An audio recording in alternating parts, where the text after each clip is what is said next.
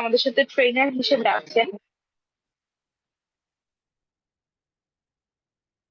জনাব কেম Sharif Ahmed, demand and material planning specialist, Singer Bangladesh limited. আমাদের সঙ্গে আরো উপস্থিত আছেন আইসিবির ফাউন্ডার জনাব তারিকুল ইসলাম স্যার। আমি স্যারকে অনুরোধ করব আমাদের মাঝখানে কিছু কথা বলার জন্য। আসসালামু আলাইকুম।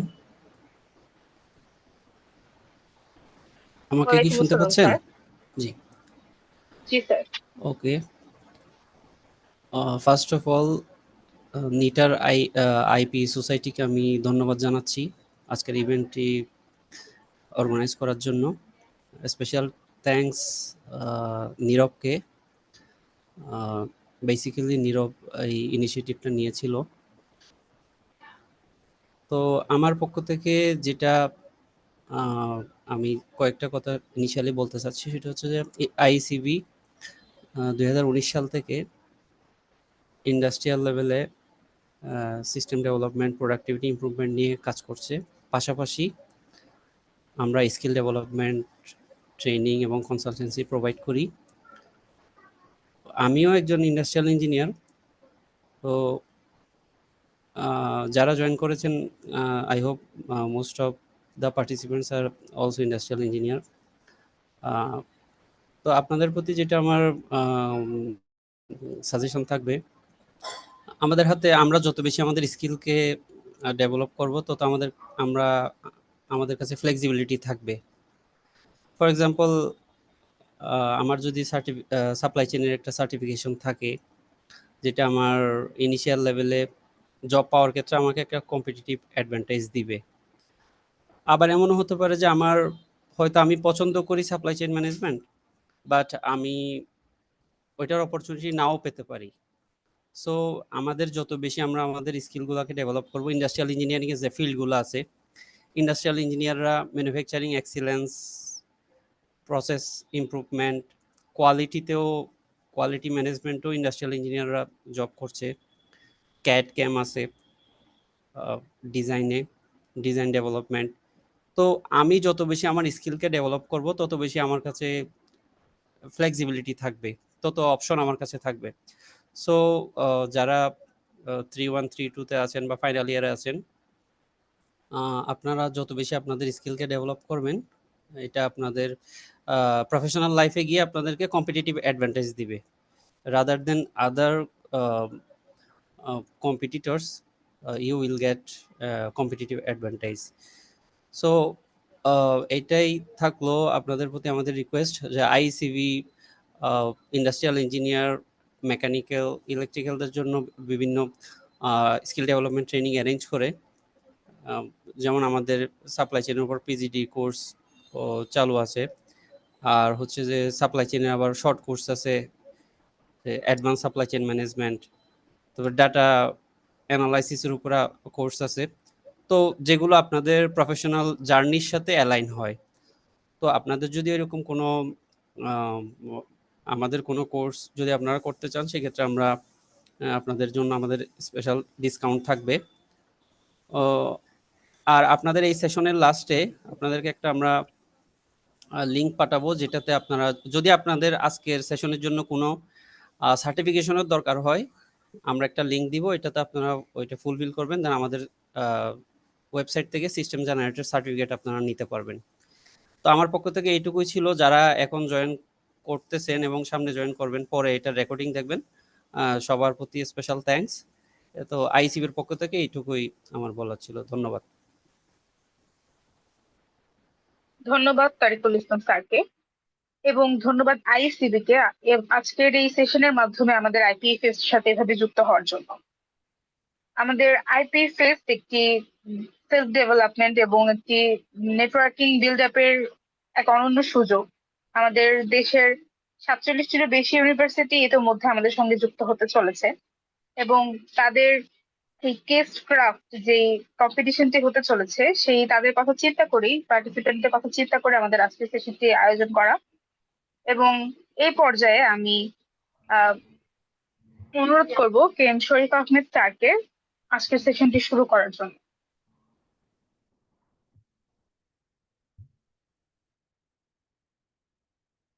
Hello, Assalamu alaikum. Hello everyone. The eager young minds of today's session. আমাকে কি শোনা যাচ্ছে? জি ঠিক স্যার। আছে। ওকে, আর সময় নষ্ট না করে আমরা সরাসরি প্রেজেন্টেশনে চলে যাই। Let me share my screen.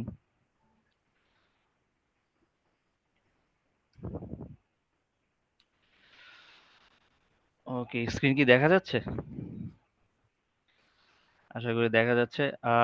আজকের সেশনটা হচ্ছে crack the case, mastering strategies and winning mindset. তো প্রথমে আমার সম্পর্কে একটু বলি, যাতে আপনারাও এখান থেকে কিছু শিখতে পারেন বা ইন্সপায়ার হতে পারেন যে লেকচারটা আসলে কে নিচ্ছে। আচ্ছা, আমার ব্যাকগ্রাউন্ড শুরুতে বলি। আমি বিএসসি করেছি ইন্ডাস্ট্রি অ্যান্ড প্রোডাকশন ইঞ্জিনিয়ারিংয়ে Ahsanullah university of science and technology থেকে ইন 2015। আমি মাস্টার্স করেছি অ্যাপ্লাইড স্ট্যাটিস্টিক্স অ্যান্ড ডেটা সায়েন্সে জাহাঙ্গীরনগর ইউনিভার্সিটি থেকে। এছাড়াও পাশাপাশি আমার কিছু প্রফেশনাল সার্টিফিকেশন আছে, যেমন certified supply chain analyst, lean six sigma green belt, then ISO 14001 environmental management সিস্টেমের উপর। আর আমার প্রফেশনাল এক্সপিরিয়েন্স বলতে আমার 10 ইয়ার্স এর এক্সপিরিয়েন্স আছে ইন সাপ্লাই চেইন ম্যানেজমেন্ট, যেখানে আমি অ্যারাউন্ড 3 টাইমস আমি অ্যাপার ইন্ডাস্ট্রিতে ছিলাম, এগেন 3 টাইমস ছিলাম হচ্ছে মেডিকেল ডিভাইস ম্যানুফ্যাকচারিং ইন্ডাস্ট্রিতে, আর কারেন্টলি 4 বছর ধরে একটা consumer electronic and home appliance ইন্ডাস্ট্রিতে কাজ করছি। এবার অনার অ্যান্ড অ্যাওয়ার্ড, যেমন আজকের যে কেস, এরকম আমিও বিভিন্ন সময় বিভিন্ন কেস স্টাডিতে পার্টিসিপেট করেছি এবং বিভিন্ন অ্যাওয়ার্ডও জিতেছি। সো যেমন 2019-এ আমি young supply chain talent of the year হয়েছি বাই বিএসসিইএ ইন বাংলাদেশ। দেন 2023-তে আমার কারেন্ট কোম্পানি থেকে আমি সাপ্লাই চেইন এক্সিলেন্ট অ্যাওয়ার্ড পাইছি। দেন 2023 অ্যান্ড 4-এ আমি আইএম ইন্টারন্যাশনাল ইউএসএ, ওখান থেকে সাপ্লাই চেইন লজিস্টিক্স কম্পিটিশন জিতেছিলাম। আর রিসেন্টলি আমি টার্কি থেকে পায়োনিয়ার এক্সেলেন্স অ্যাওয়ার্ড জিতেছি। সো এই হচ্ছে আমার ব্যাকগ্রাউন্ড। সো অ্যাওয়ার্ড, এই সেশনগুলো হচ্ছে ইম্পর্টেন্ট এই কারণে নিজেকে মোটিভেট করার জন্য, বা আরো কিছু কম্পিটিশনে পার্টিসিপেট করে দেখার জন্য যে আপনার আইডিয়া বা আপনি যে পরিমাণ কন্ট্রিবিউট করতেছেন এটা আসলে কতটুকু ভ্যালুয়েবল। ঠিক আছে, এটা রিয়েলি ইন্সপায়ারিং। সো আমি দেখলাম আজকে বোধহয় 28 জনের মতো আছেন এখনো। তো আশা করি আপনাদের ফিউচার, ইনশাল্লাহ আপনারা ফিউচারে এরকম অনেক অ্যাওয়ার্ড জিতবেন। 37 এখন আচ্ছা 37 আছে। আচ্ছা 37। তো আশা করি আপনার ফিউচারে এরকম কেস কম্পিটিশন অবশ্যই পার্টিসিপেট করবেন। প্রত্যেক বছরই কিছু না কিছু করতে চাবেন। হয়তো সব বছর হবে না, কোনো একটা বছর আসবে যেখানে আপনার অনেক আইডিয়া জেনারেট বা ইমপ্লিমেন্ট করার সুযোগ হবে।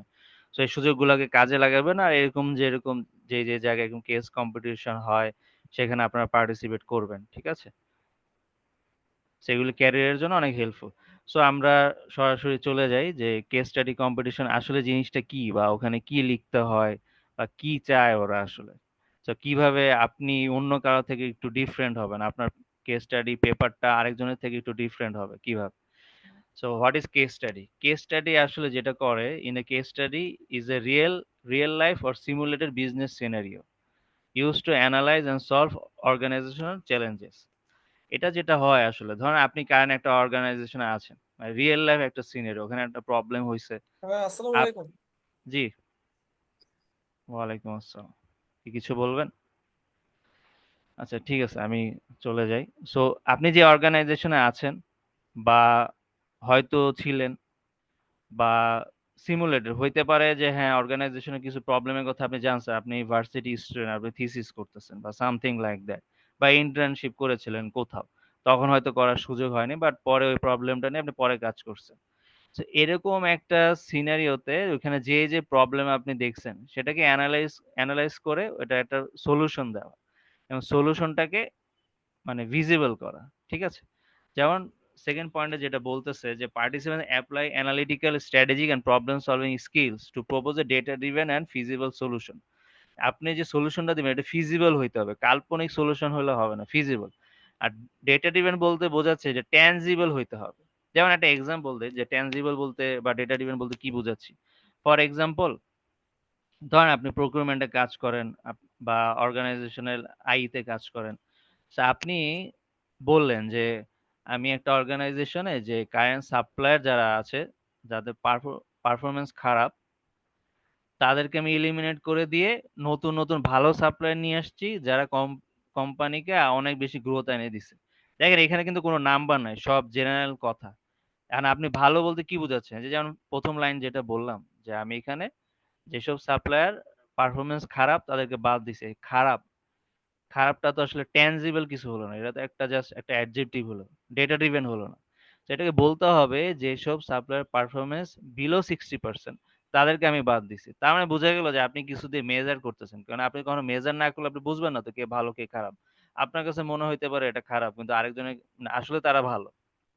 ইন্ডাস্ট্রি স্কেল অনুযায়ী, বেঞ্চমার্কিং অনুযায়ী তারা ভালো। বাট আপনার কাছে মনে হইতে পারে খারাপ। সো আপনাকে জিনিসটা মেজার করতে পারতে হবে। সো আপনি বলবেন এইভাবে যে যেসব সাপ্লায়ারের পারফরম্যান্স, কোয়ালিটি পারফরম্যান্স 60% এর নিচে তাদেরকে বাদ দিয়ে যেসব সাপ্লায়ার কোয়ালিটি পারফরম্যান্স অ্যাবাভ 70% বা 80% তাদেরকে আমি ইন্ট্রোডিউস করেছি। তারপর যে কথাটা ছিল যে এতে করে কোম্পানির পারফরম্যান্স ভালো হয়েছে। ভালো হয়েছে না, কোম্পানির হইতে পারে প্রোডাকশন এফিসিয়েন্সি 70% থেকে 80% এ গিয়েছে বা অ্যাবাভ 10% ইনক্রিজ করেছে, এই ধরনের কিছু। বুঝতে পারছেন? মানে জিনিসটা ট্যানজিবল হইতে হবে, মেজারেবল হইতে হবে। এরকম। সো ওরা এইটা দেখবে যে আপনি কি করছেন। নাম্বারে বুঝাইতে হবে। ঠিক আছে? দেন থার্ড পয়েন্ট যেটা বলতেছে usually focused on business growth. বিজনেসে কতটুকু গ্রোথ দিচ্ছে বা অপারেশনাল এফিসিয়েন্সি। যেমন একটু আগে যেটা বললাম যে প্রোডাকশন এফিসিয়েন্সি আগে বা মেশিন এফিসিয়েন্সি আগে 70% ছিল, এখন সেটা বেড়ে 80% হয়েছে। কাইন্ড অফ এরকম। আর আরেকটা হচ্ছে process innovation. Process innovation kind of এরকম। জাস্ট একটা সিম্পল এক্সাম্পল দেই। যেমন ধরেন আপনার ওয়্যার হাউসে ইন অ্যান্ড আউট একটা গাড়ি ঢুকে বের হতে 2 মিনিট সময় লাগে। এখন আপনি ওই জায়গায় লাইনে এমন একটা অটোমেশন করলেন বা এমন একটা ওয়ে আউট করলেন, এখন যে কোনো গাড়ি ঢুকে লেস দেন 1 মিনিট লাগে। ঠিক আছে? এটা কি বলে প্রসেস ইনোভেশন। আগে 2 মিনিট লাগতো, এখন 1 মিনিট লাগে। ঠিক আছে? বা প্যাকিং করতে, ধরেন বিভিন্ন জিনিস প্যাকিং করতে হয়। আগে প্যাকিং করতে প্রত্যেকটা প্যাকেট প্যাকিং করতে হয়তো 10 সেকেন্ড লাগতো। আপনি একটা নতুন আইডিয়া জেনারেট করছেন, এতে করে এখন প্যাকিং করতে 7 সেকেন্ড লাগে। এখন আপনার কাছে মনে হইতে পারে যে মাত্র তো 3 সেকেন্ড, 3 সেকেন্ড তো সিগনিফিকেন্ট কিছু না। বাট ওইখানে প্রতিদিন 10 লাখ 10 লাখ প্রোডাক্ট প্যাকিং হয়। তা 10 লাখ ইন্টু 3 সেকেন্ড, তাহলে দেখবেন হিউজ একটা টাইম। বুঝতে বুঝতে পারছেন? তো ওই টাইমটা যদি ভ্যালুতে কনভার্ট করা হয়, হিউজ ভ্যালু। তো বিষয়টা এরকম। ঠিক আছে? এবার আমরা দেখি যে কেস স্টাডিতে আসলে কি কি জিনিস থাকতে হয়। তো আশা করি আমরা কেস স্টাডি জিনিসটা কি বুঝতে পারছি। এখন আমরা দেখব কেস স্টাডিতে কি কি জিনিস থাকে। প্রথমে হচ্ছে একটা ব্যাকগ্রাউন্ড সামারি দিতে হয়। সামারিটা ২টা জিনিস সম্পর্কে। একটা হচ্ছে ইন্ডাস্ট্রি সম্পর্কে। আপনি যেই জায়গায় কাজ করেছেন বা যেই কেস স্টাডি নিয়ে কথা বলতেছেন এটা কোন ইন্ডাস্ট্রি। কোম্পানির নাম থাকতেও পারে বা নাও থাকতে পারে। বাট আপনি একটা ইন্ডাস্ট্রি বলতে পারেন যেটা অ্যাপারেল ইন্ডাস্ট্রি বা এফএমসিজি ইন্ডাস্ট্রি। ঠিক আছে? বা রেডিমেড গার্মেন্টস বা যেকোনো বা ফার্মাসিউটিক্যাল ইন্ডাস্ট্রি। এই ইন্ডাস্ট্রিতে এবার আপনাকে প্রবলেমটা নিয়ে বলতে হবে। ইন্ডাস্ট্রি কি করে ফার্স্ট একটু বলবেন। তারপর কি প্রবলেম নিয়ে আপনি কাজ করতেছেন প্রবলেমটা নিয়ে একটু বলবেন যে এখানে এই জিনিস তারা এই জিনিস নিয়ে স্ট্রাগল করতেছে। পারলে টাইম মেনশন করবেন। এত সাল থেকে স্ট্রাগল করতেছে। লাস্ট 3 ইয়ার্স ধরে এই ধরনের ইস্যু হইছে। তারা সলভ করতে পারতেছিল না। দেন আপনি কি করছেন? আপনি এটা করে ফাইনালি কি ইমপ্রুভমেন্ট আনছে এটা এক লাইনে বলা। এক লাইনে। আল্টিমেট কি রেজাল্ট আসছে এটা এক লাইনে বলা। এটা হচ্ছে ব্যাকগ্রাউন্ড সামারি, যাতে মানে যারা আপনার কেস কম্পিটিশনে যারা আপনার আ পেপারটা রিভিউ করবে, তারা যেন first A at a glance একটা রিভিউ পায়। ও আচ্ছা এই ছেলে এই ইন্ডাস্ট্রিতে কাজ করছে। আচ্ছা কিছু একটা আছে সাপ্লাই চেইনে বা প্রোডাকশনে বা তার মেইনটেন্যান্স এ কোন একটা সেকশনে কিছু একটা করেছে দেখি সামনে, যাতে একটা আগ্রহ সৃষ্টি করে। ১ম এ ব্যাকগ্রাউন্ড দিবেন। দেন আপনি যে ইমপ্রুভমেন্ট নিয়ে কথা বলবেন, সেই ইমপ্রুভমেন্ট গুলো ২ টা ভাগে প্রকাশ করতে হবে। একটা হলো ফাইন্যান্সিয়াল ইমপ্রুভমেন্ট, একটা হলো প্রসেস ইমপ্রুভমেন্ট। ফাইন্যান্সিয়াল ইমপ্রুভমেন্ট বলতে কি বুঝাচ্ছি? ফর এক্সাম্পল আপনি প্রকিউরমেন্ট করে আপনি $3 মিলিয়ন সেভিংস নিয়ে আসছেন। তো $3 মিলিয়ন এটা একটা ফাইন্যান্সিয়াল ভ্যালু না? আবার এরকম হতে পারে যে আপনার এখানে ওয়েস্টেজ হইতো। সো ওয়েস্টেজ গুলা আপনি পরে কনজিউম করার প্ল্যান করছেন। আপনি আর&ডি তে কোনো একটা আইডিয়া দিছেন। ও আর&ডি তে আইডিয়া দেওয়ার কারণে আপনার যেহেতু আপনি ওয়েস্টেজ রিইউজ করা স্টার্ট করছে, তাদের পারচেজ কমে গেছে 22%, যার ভ্যালু ইয়ারলি ভ্যালু হচ্ছে প্রায় 1 মিলিয়ন ইউএসডি। তো এটা ফাইন্যান্সিয়াল ভ্যালু, রাইট? এবার হচ্ছে যেমন এখানে বিভিন্ন পয়েন্ট আছে যে কস্ট বেনিফিট অ্যানালাইসিস, বা এখনো হয়তো এমনও হইতে পারে যে আপনি ইমপ্লিমেন্টেশন যান নাই, আপনি প্রপোজ করছেন। তো সেখানে বলা যে আপনার এই প্রপোজের কারণে তাদের ওয়েস্টেজ যে পরিমাণ রিডিউস 22% কমে যাবে, এতে করে তাদের ইয়ারলি এত সেভিংস হবে। ঠিক আছে? ইমপ্লিমেন্ট করার নাই, করবেন, সেরকম একটা প্রপোজাল হইতে পারে। ঠিক আছে? দেন হচ্ছে প্রসেস ইমপ্রুভমেন্ট। প্রসেস ইমপ্রুভমেন্ট যেটা একটু আগে একটা জায়গায় বলেছিলাম যে ফর এক্সাম্পল যে মেশিন পারফরমেন্স 22% রিডিউস হইছে, ইনক্রিজ হইছে। আবার লিড টাইম আগে ছিল 60 ডেজ, ওখান থেকে আপনি হতে পারে এমন সাপ্লায়ার সিলেক্ট করছেন বা লোকাল সাপ্লায়ার ডেভেলপ করছেন, এতে করে আপনার লিড টাইম এখন 30 দিন মানে 30 ডেজ রিডিউস হয়েছে, বা 50% রিডিউস হয়েছে। তো এই জিনিসগুলো প্রসেস ইমপ্রুভমেন্ট, যেগুলো আপনি নাম্বারে ভ্যালুতে না, মানে ভ্যালু বলতে ফাইন্যান্সিয়াল ভ্যালুতে না, নাম্বার নিউমেরিক ভ্যালুতে আপনি প্রপোজ করতেছেন, রাইট? যেমন এখানে কি বলছে একটু দেখি, যে process mapping, okay, process mapping of current and improve workflows. এখন ধরেন প্রসেস ইমপ্রুভমেন্ট ক্যালকুলেট করতে গেলে শুরুতে একটা কাজ করতে হবে, সেটা হচ্ছে যে ধরেন আপনার মাথায় একটা আইডিয়া আসছে, আপনি ইমিডিয়েট ওটা ইমপ্লিমেন্টেশনে যাবেন না, আপনি ফার্স্টে যেটা করবেন কারেন্ট যে সিচুয়েশন আছে ওটাতে মেজার করবেন। যে ফর এক্সাম্পল আপনার কোম্পানিতে ম্যাটেরিয়াল ক্রাইসিস হচ্ছে প্রতিদিন, প্রত্যেক মাসে ক্রাইসিস হয়, বা ম্যাটেরিয়াল ক্রাইসিস বলতে আমি বোঝাচ্ছি stock out, material stock out হয়ে গেছে, প্রোডাকশন বন্ধ হয়ে গেছে। তো এইটা প্রত্যেক মাসে কি পরিমাণ ম্যাটেরিয়াল ক্রাইসিস হচ্ছে বা কতবার জিনিসটা ঘটতেছে, এটা ফার্স্টে রেকর্ড করতে হবে। যে হ্যাঁ, এই মাসে 20%, পরের মাসে 30%, যা ম্যাটেরিয়াল ছিল, ধরেন আপনার লাগতো 80 টন, তো আপনার কাছে আছে হচ্ছে 60 টন, 20 টন নাই। এই যে 20 টন নাই, এটাকে রেকর্ড করলেন। তো কত পার্সেন্ট নাই? দেখলেন যে হ্যাঁ 25% নাই। পরের মাসে আবার 100 টন লাগতো, 10 টন নাই। তা দেখা গেল কত? 10% নাই। এরকম 3 মাস ধরে রেকর্ড করলেন।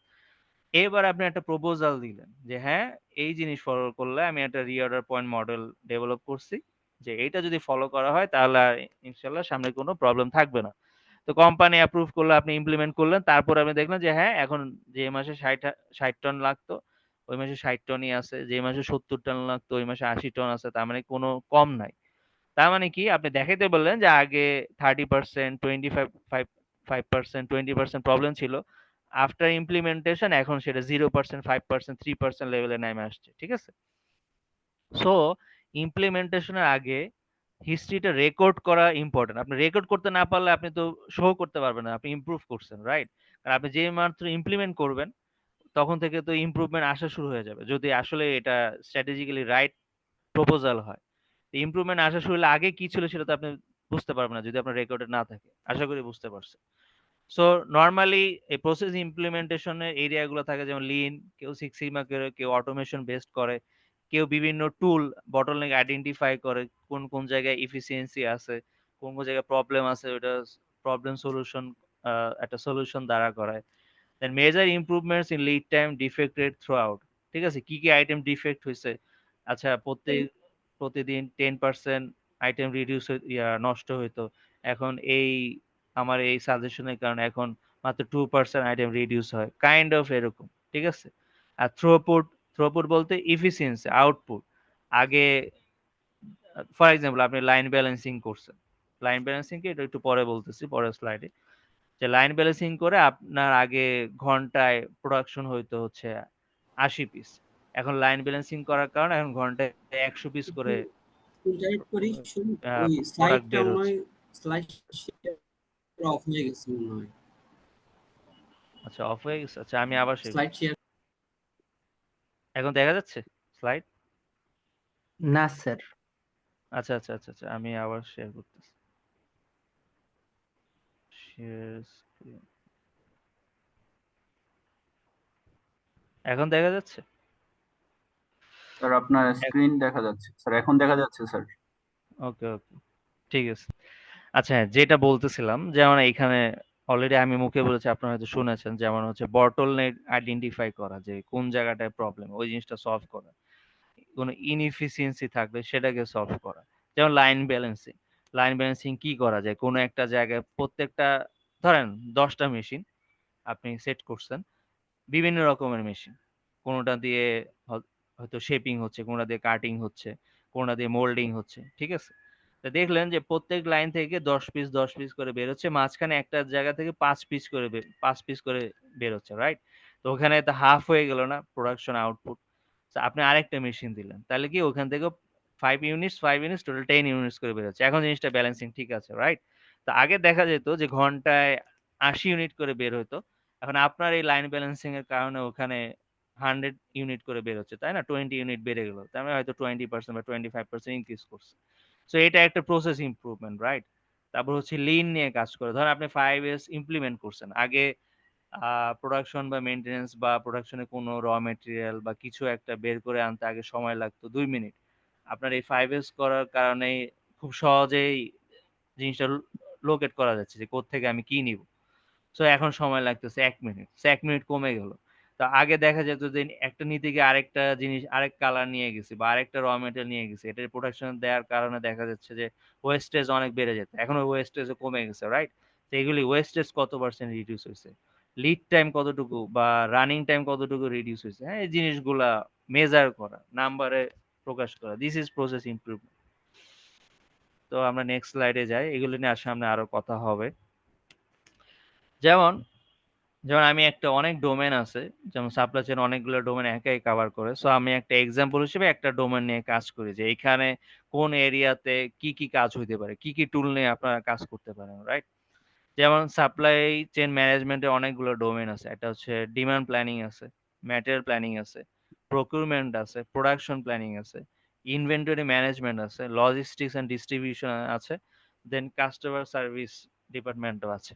সো এই জায়গা যেমন ডিমান্ড প্ল্যানিং এ কি, আচ্ছা প্রত্যেকটা কাজ করার আগে আমি একটা বলে নেই। ফর এক্সাম্পল, আপনি কোনো কিছু যদি সলভ করতে চান, আপনাকে তার আগে প্রসেসটা আগে জানতে হবে যে ওই ডিপার্টমেন্টের কাজের প্রসেসটা কি। প্রসেস না জানা থাকলে প্রবলেম যেটা হবে, আপনি কোনো প্রবলেম হলে ধরতেও পারবেন না, বা যদি ধরতে পারেন আপনি সলিউশন দিতে পারবেন না। কেন পারবেন না? কারণ আপনি জানেন না যে এই সলিউশনটা কই থেকে আসছে। আপনি যদি প্রসেস জানেন যে হ্যাঁ এই জিনিসটা ওখান থেকে আসছে, দেন এটা এখান থেকে ওর কাছে যাবে, অমুক ওয়ার্কার এই কাজটা করে, এই প্রসেসের অমুক ওয়ার্কার এই কাজটা করে, অমুক ওয়ার্কার এই ম্যাটেরিয়ালটা তার কাছে আসে অমুক ডিপার্টমেন্ট থেকে, অমুক ডিপার্টমেন্টের এই লোকটা এই কাজ করে। So, এই জিনিসগুলো না জানলে কোনো একটা প্রবলেম হলে আপনি বুঝবেন না যে আসলে এই প্রবলেমটা কোত্থেকে জেনারেট হয়েছে বা এর জন্য আসলে কে দায়ী।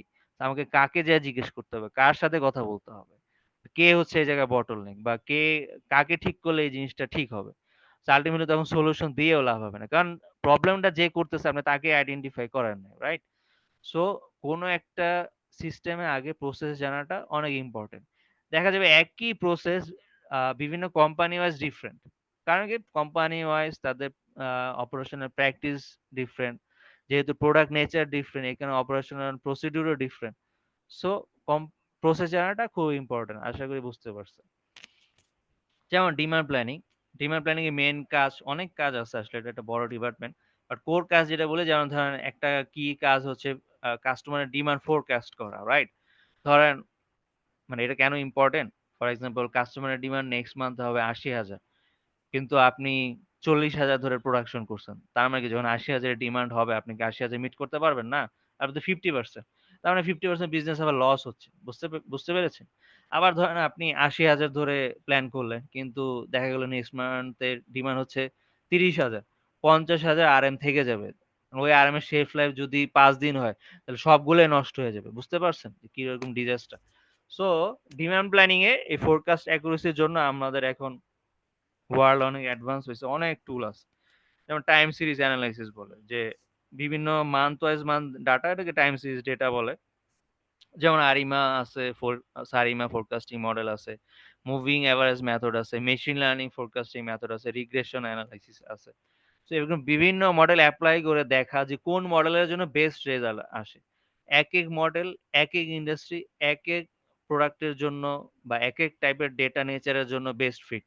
তো আপনাকে বিভিন্ন মডেল রান করে দেখতে হবে যে কোন মডেলটা সব থেকে ভালো, মানে আউটপুট ভালো অ্যাকুরেসি দিচ্ছে।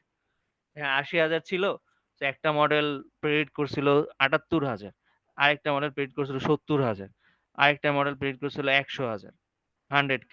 সো যে 78,000 প্রেডিক্ট করছে সে ভালো, ঠিক আছে, ওই মাসের জন্য সে ভালো। নেক্সট মান্থে দেখা গেল যে মডেলটা 78,000 প্রেডিক্ট করছে সেই মডেলটা 60,000 প্রেডিক্ট করছে, কিন্তু আমার ডিমান্ড ছিল, ডিমান্ড হয়েছে 90,000, ওই মাসের জন্য আবার ও ভালো না।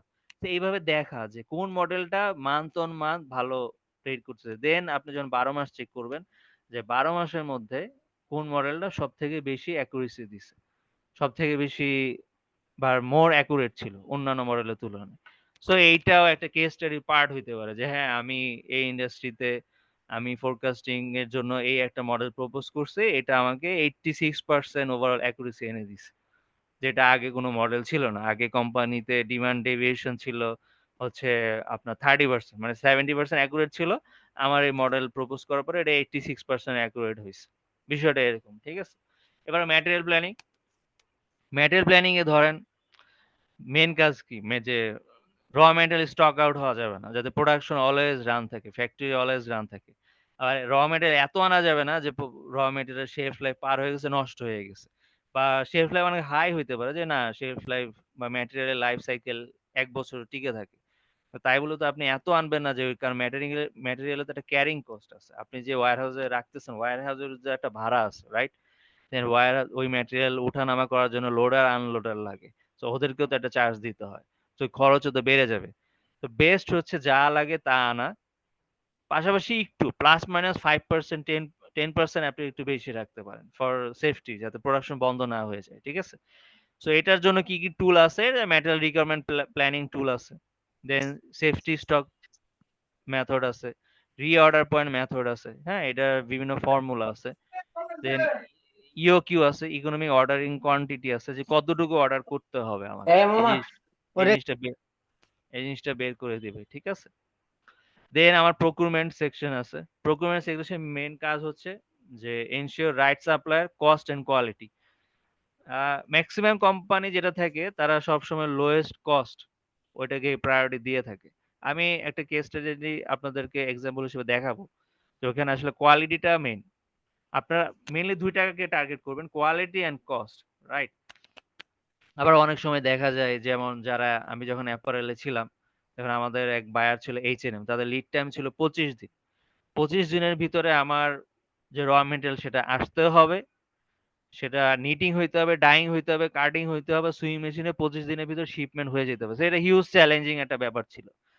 তো আমি কোয়ালিটি কস্ট এটার পাশাপাশি আমার লিড টাইম কম এরকম সাপ্লাই আমার জন্য হিউজ একটা মানে বার্ডেন ছিল, যে একদম যে সাপ্লায়ার আমাকে একদম 5 দিনে দিয়ে দিতে হবে, 10 দিনে দিয়ে দিতে পারবে, 7 দিন, কিন্তু নর্মালি সাপ্লাই লিড টাইম থাকে 15 দিন। তো 15 দিন লিড টাইম ধরলে আমার তো ওদিক দিয়ে হিউজ একটা প্রেশার চলে আসতেছে, রাইট? কারণ 10 দিনের ভিতরে বাকি সব কাজ করে তো দেয়া খুবই টাফ।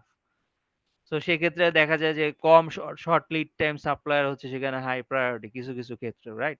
তো এই জিনিসগুলো খেয়াল করবে। তো এটা কিভাবে করা যেতে পারে, আপনি কিভাবে বুঝবেন যে কোন সাপ্লায়ারের স্ট্রেংথ কি, তো এটা বোঝার জন্য আপনাকে সাপ্লায়ার স্কোরিং করতে হবে। কোয়ালিটির জন্য কিছু সাপ্লায়ার স্কোরিং থাকতে হবে, লিড টাইমের জন্য থাকতে হবে যে কার লিড টাইম আমার সব থেকে কম, প্রাইজের জন্য থাকতে হবে কোন সাপ্লায়ারের প্রাইস সব থেকে কম, এরকম, ঠিক আছে। এরপর একটা কথা বলতেছে ভেন্ডর ম্যানেজ ইনভেন্টরি, ভিএমআই। এটা হচ্ছে ফর এক্সাম্পল ফিনিশ গুডস এর ক্ষেত্রে। ফর এক্সাম্পল আপনি যেমন দেখবেন আপনি দোকানে গেলে কিছু শেলফ লাইফ কম, যেমন আপনার ব্রেড হইতে পারে বা আপনার বিভিন্ন কি বলে কেক হইতে পারে। তো এই জিনিস শেলফ লাইফ কতদিন থাকে? 3 দিন থাকে, 2 দিন থাকে, 4 দিন থাকে, 5 দিন থাকে। সো এগুলো তো আপনার এখানে যদি আপনি 20 দিন, 10 দিন, 15 দিনের ম্যাটেরিয়াল রেখে দেন, এগুলো বিক্রি না হলে এগুলো নষ্ট হয়ে যাবে, তখন কি করবেন আপনি? সো এই জিনিসগুলো কি করা, ভেন্ডরের কাছে রাখা, যে ভেন্ডর আমার যখন লাগবে আমার ইনভেন্টরি সে দেখবে, ভিজিবল থাকবে। বা হইতে পারে আপনার হয়তো ওইরকম, আপনার হয়তো ছোট কোম্পানি, আপনার এত টাকা দিয়ে একটা ইআরপি সিস্টেম ডেভেলপ করা পসিবল না, ওকে। আপনার হাতে যখন 2 দিনের স্টক আছে বা 1 দিনের আছে বা 2 দিনের আছে, আপনি সাথে সাথে ভেন্ডরকে ফোন দিয়ে দিলেন যে আমাকে আরো 3 দিনের বা আরো 2 দিনের ম্যাটেরিয়াল তুমি দিয়ে যাও, কাইন্ড অফ এরকম ভেন্ডর ম্যানেজ ইনভেন্টরি, রাইট? এতে করে আপনি হিউজ ওয়েস্টেজ রিডিউস করতে পারেন। যেমন স্ট্র্যাটেজিক সোর্সিংটা কিরকম হইতে পারে, ফর এক্সাম্পল আপনি জানেন সামনে ঈদ আসতেছে, ঈদ আসলে এই জিনিসটার ডিমান্ড, কিছু কিছু আইটেমের ডিমান্ড অনেক বেড়ে যায়। তা আপনি কি করলেন, বা সামনে দেখা যায় না যে ইন্টার পরীক্ষার রেজাল্ট দিবে, পরীক্ষার রেজাল্ট দিলে মিষ্টির দোকানে মিষ্টির বিক্রি বেড়ে যায়। তো আপনি কি কি করলেন, সাথে সাথে আপনার মিষ্টি বানানোর যে আইটেম গুলা লাগে আপনি আগে থেকেই বেশি করে বানায় রাখলেন, বা আগে থেকে একটু কিনে রাখলেন। সামনে রোজা আসতেছে, রোজা আসলে জিনিসপত্রের দাম বেড়ে যায়, আমি আগে থেকে খেজুর কিনে রেখে দিলাম, বা অন্য অন্য কিছু, যাতে এগুলি বলে স্ট্র্যাটেজিক সোর্সিং। রোজা আসলে তো দাম বেড়ে যাবে, আপনি আগেই কম দামে নিয়ে রাখলেন। ঠিক আছে, কাইন্ড অফ এটাকে বলে স্ট্র্যাটেজিক সোর্সিং। এতে করে কি লাভ, এতে করে আপনি কম খরচে আনতে বলেন, আপনার দেখা যাবে বিভিন্ন টাকা পয়সা সেভ হয়ে গেল। হ্যাঁ, এরকম একটা কেস স্টাডি আমার কাছে আছে, আপনাদেরকে দেখাবো। এবার হচ্ছে production planning, balance production load with capacity. So এটা নিয়ে লাইন ব্যালেন্সিং যেমন একটা এক্সাম্পল দিয়ে দিয়েছে অলরেডি, সো এটা অলরেডি জানেন। দেন শিডিউলিং অপটিমাইজেশন, শিডিউলিং অপটিমাইজেশন কিরকম হতে পারে, ফর এক্সাম্পল হঠাৎ করে আপনার ধরেন আপনি মাসে 10,000 বানান সিঙ্গেল শিফট। আশা করি single shift, double shift, triple shift কি জানেন। সিঙ্গেল শিফট যেমন 8 ঘন্টা সিঙ্গেল শিফট, আবার ডাবল শিফট হলে 8 আর 16 ঘন্টা, ট্রিপল শিফট হলে 3 8 24 ঘন্টা, মানে সারাদিনই চলবে এরকম। বিভিন্ন কোম্পানি হাইয়েস্ট 2টা শিফট চালায় বা 3টা শিফটও চালায় এরকম। তো সিঙ্গেল শিফটে ধরেন আপনি 10,000 বানান। এখন আপনাকে হঠাৎ করে বলতেছে যে না, এই মাসে আমার 15,000 লাগবে। তা আপনি ডাবল শিফটে চলে যেতে পারেন। আবার এরকমও হইতে পারে যে না, আপনি ডাবল শিফট যাবেন না, আপনি সিঙ্গেল শিফটই থাকবেন, আপনি 2 ঘন্টা করে ওভারটাইম করবেন। তো মাসে দেখা যাচ্ছে মাসে 25 দিন, যদি শুক্র শনি আমার অফ ডে বাদ দেই, 25 দিন আমার ফ্যাক্টরি রান থাকে। তো 25 দিন 2 ঘন্টা করে ওভারটাইম করলে আমার যে এই মাসের ডিমান্ড ওটা মিট করা পসিবল। তাহলে আপনি ডাবল শিফটে যাবেন না। তখন কি আপনার হিউজ একটা অপারেটিং কস্ট সেভ হয়ে গেল না, আপনি ডাবল শিফটে গেলেন না। কারণ ডাবল শিফটে গেলে আপনার ম্যান পাওয়ার ডাবল হায়ার করা লাগতো, আপনার ইলেকট্রিসিটি বিল আছে, মেশিন রানিং একটা বিল আছে, অনেক কিছু সেভ হয়ে যাচ্ছে, রাইট? তো এই জিনিসগুলো আর কি। তো এই সেভিংস গুলো এগুলি ভ্যালু আকারে দেখানো। Inventory management, optimize stock level, যেমন এবিসি অ্যানালাইসিস করে। এবিসি অ্যানালাইসিসটা কি, ফর এক্সাম্পল এবিসি অ্যানালাইসিস করে দেখা যে কোন আইটেম গুলো সব থেকে বেশি ইউজ হয়। ফর এক্সাম্পল দেখা গেছে যে 100টা আইটেমের মধ্যে 20টা আইটেম প্রতিনিয়ত ইউজ হয়। সো আপনার এটার জন্য আহ, আপনার দিনে 10 জন করে কাস্টমার আসে ওই 20টা আইটেমের জন্য। তো ওই 20টা আইটেম বেশি করে রাখা, বা সবসময় মনিটরিং এ রাখা, যেগুলো যাতে আমার স্টক আউট না হয়।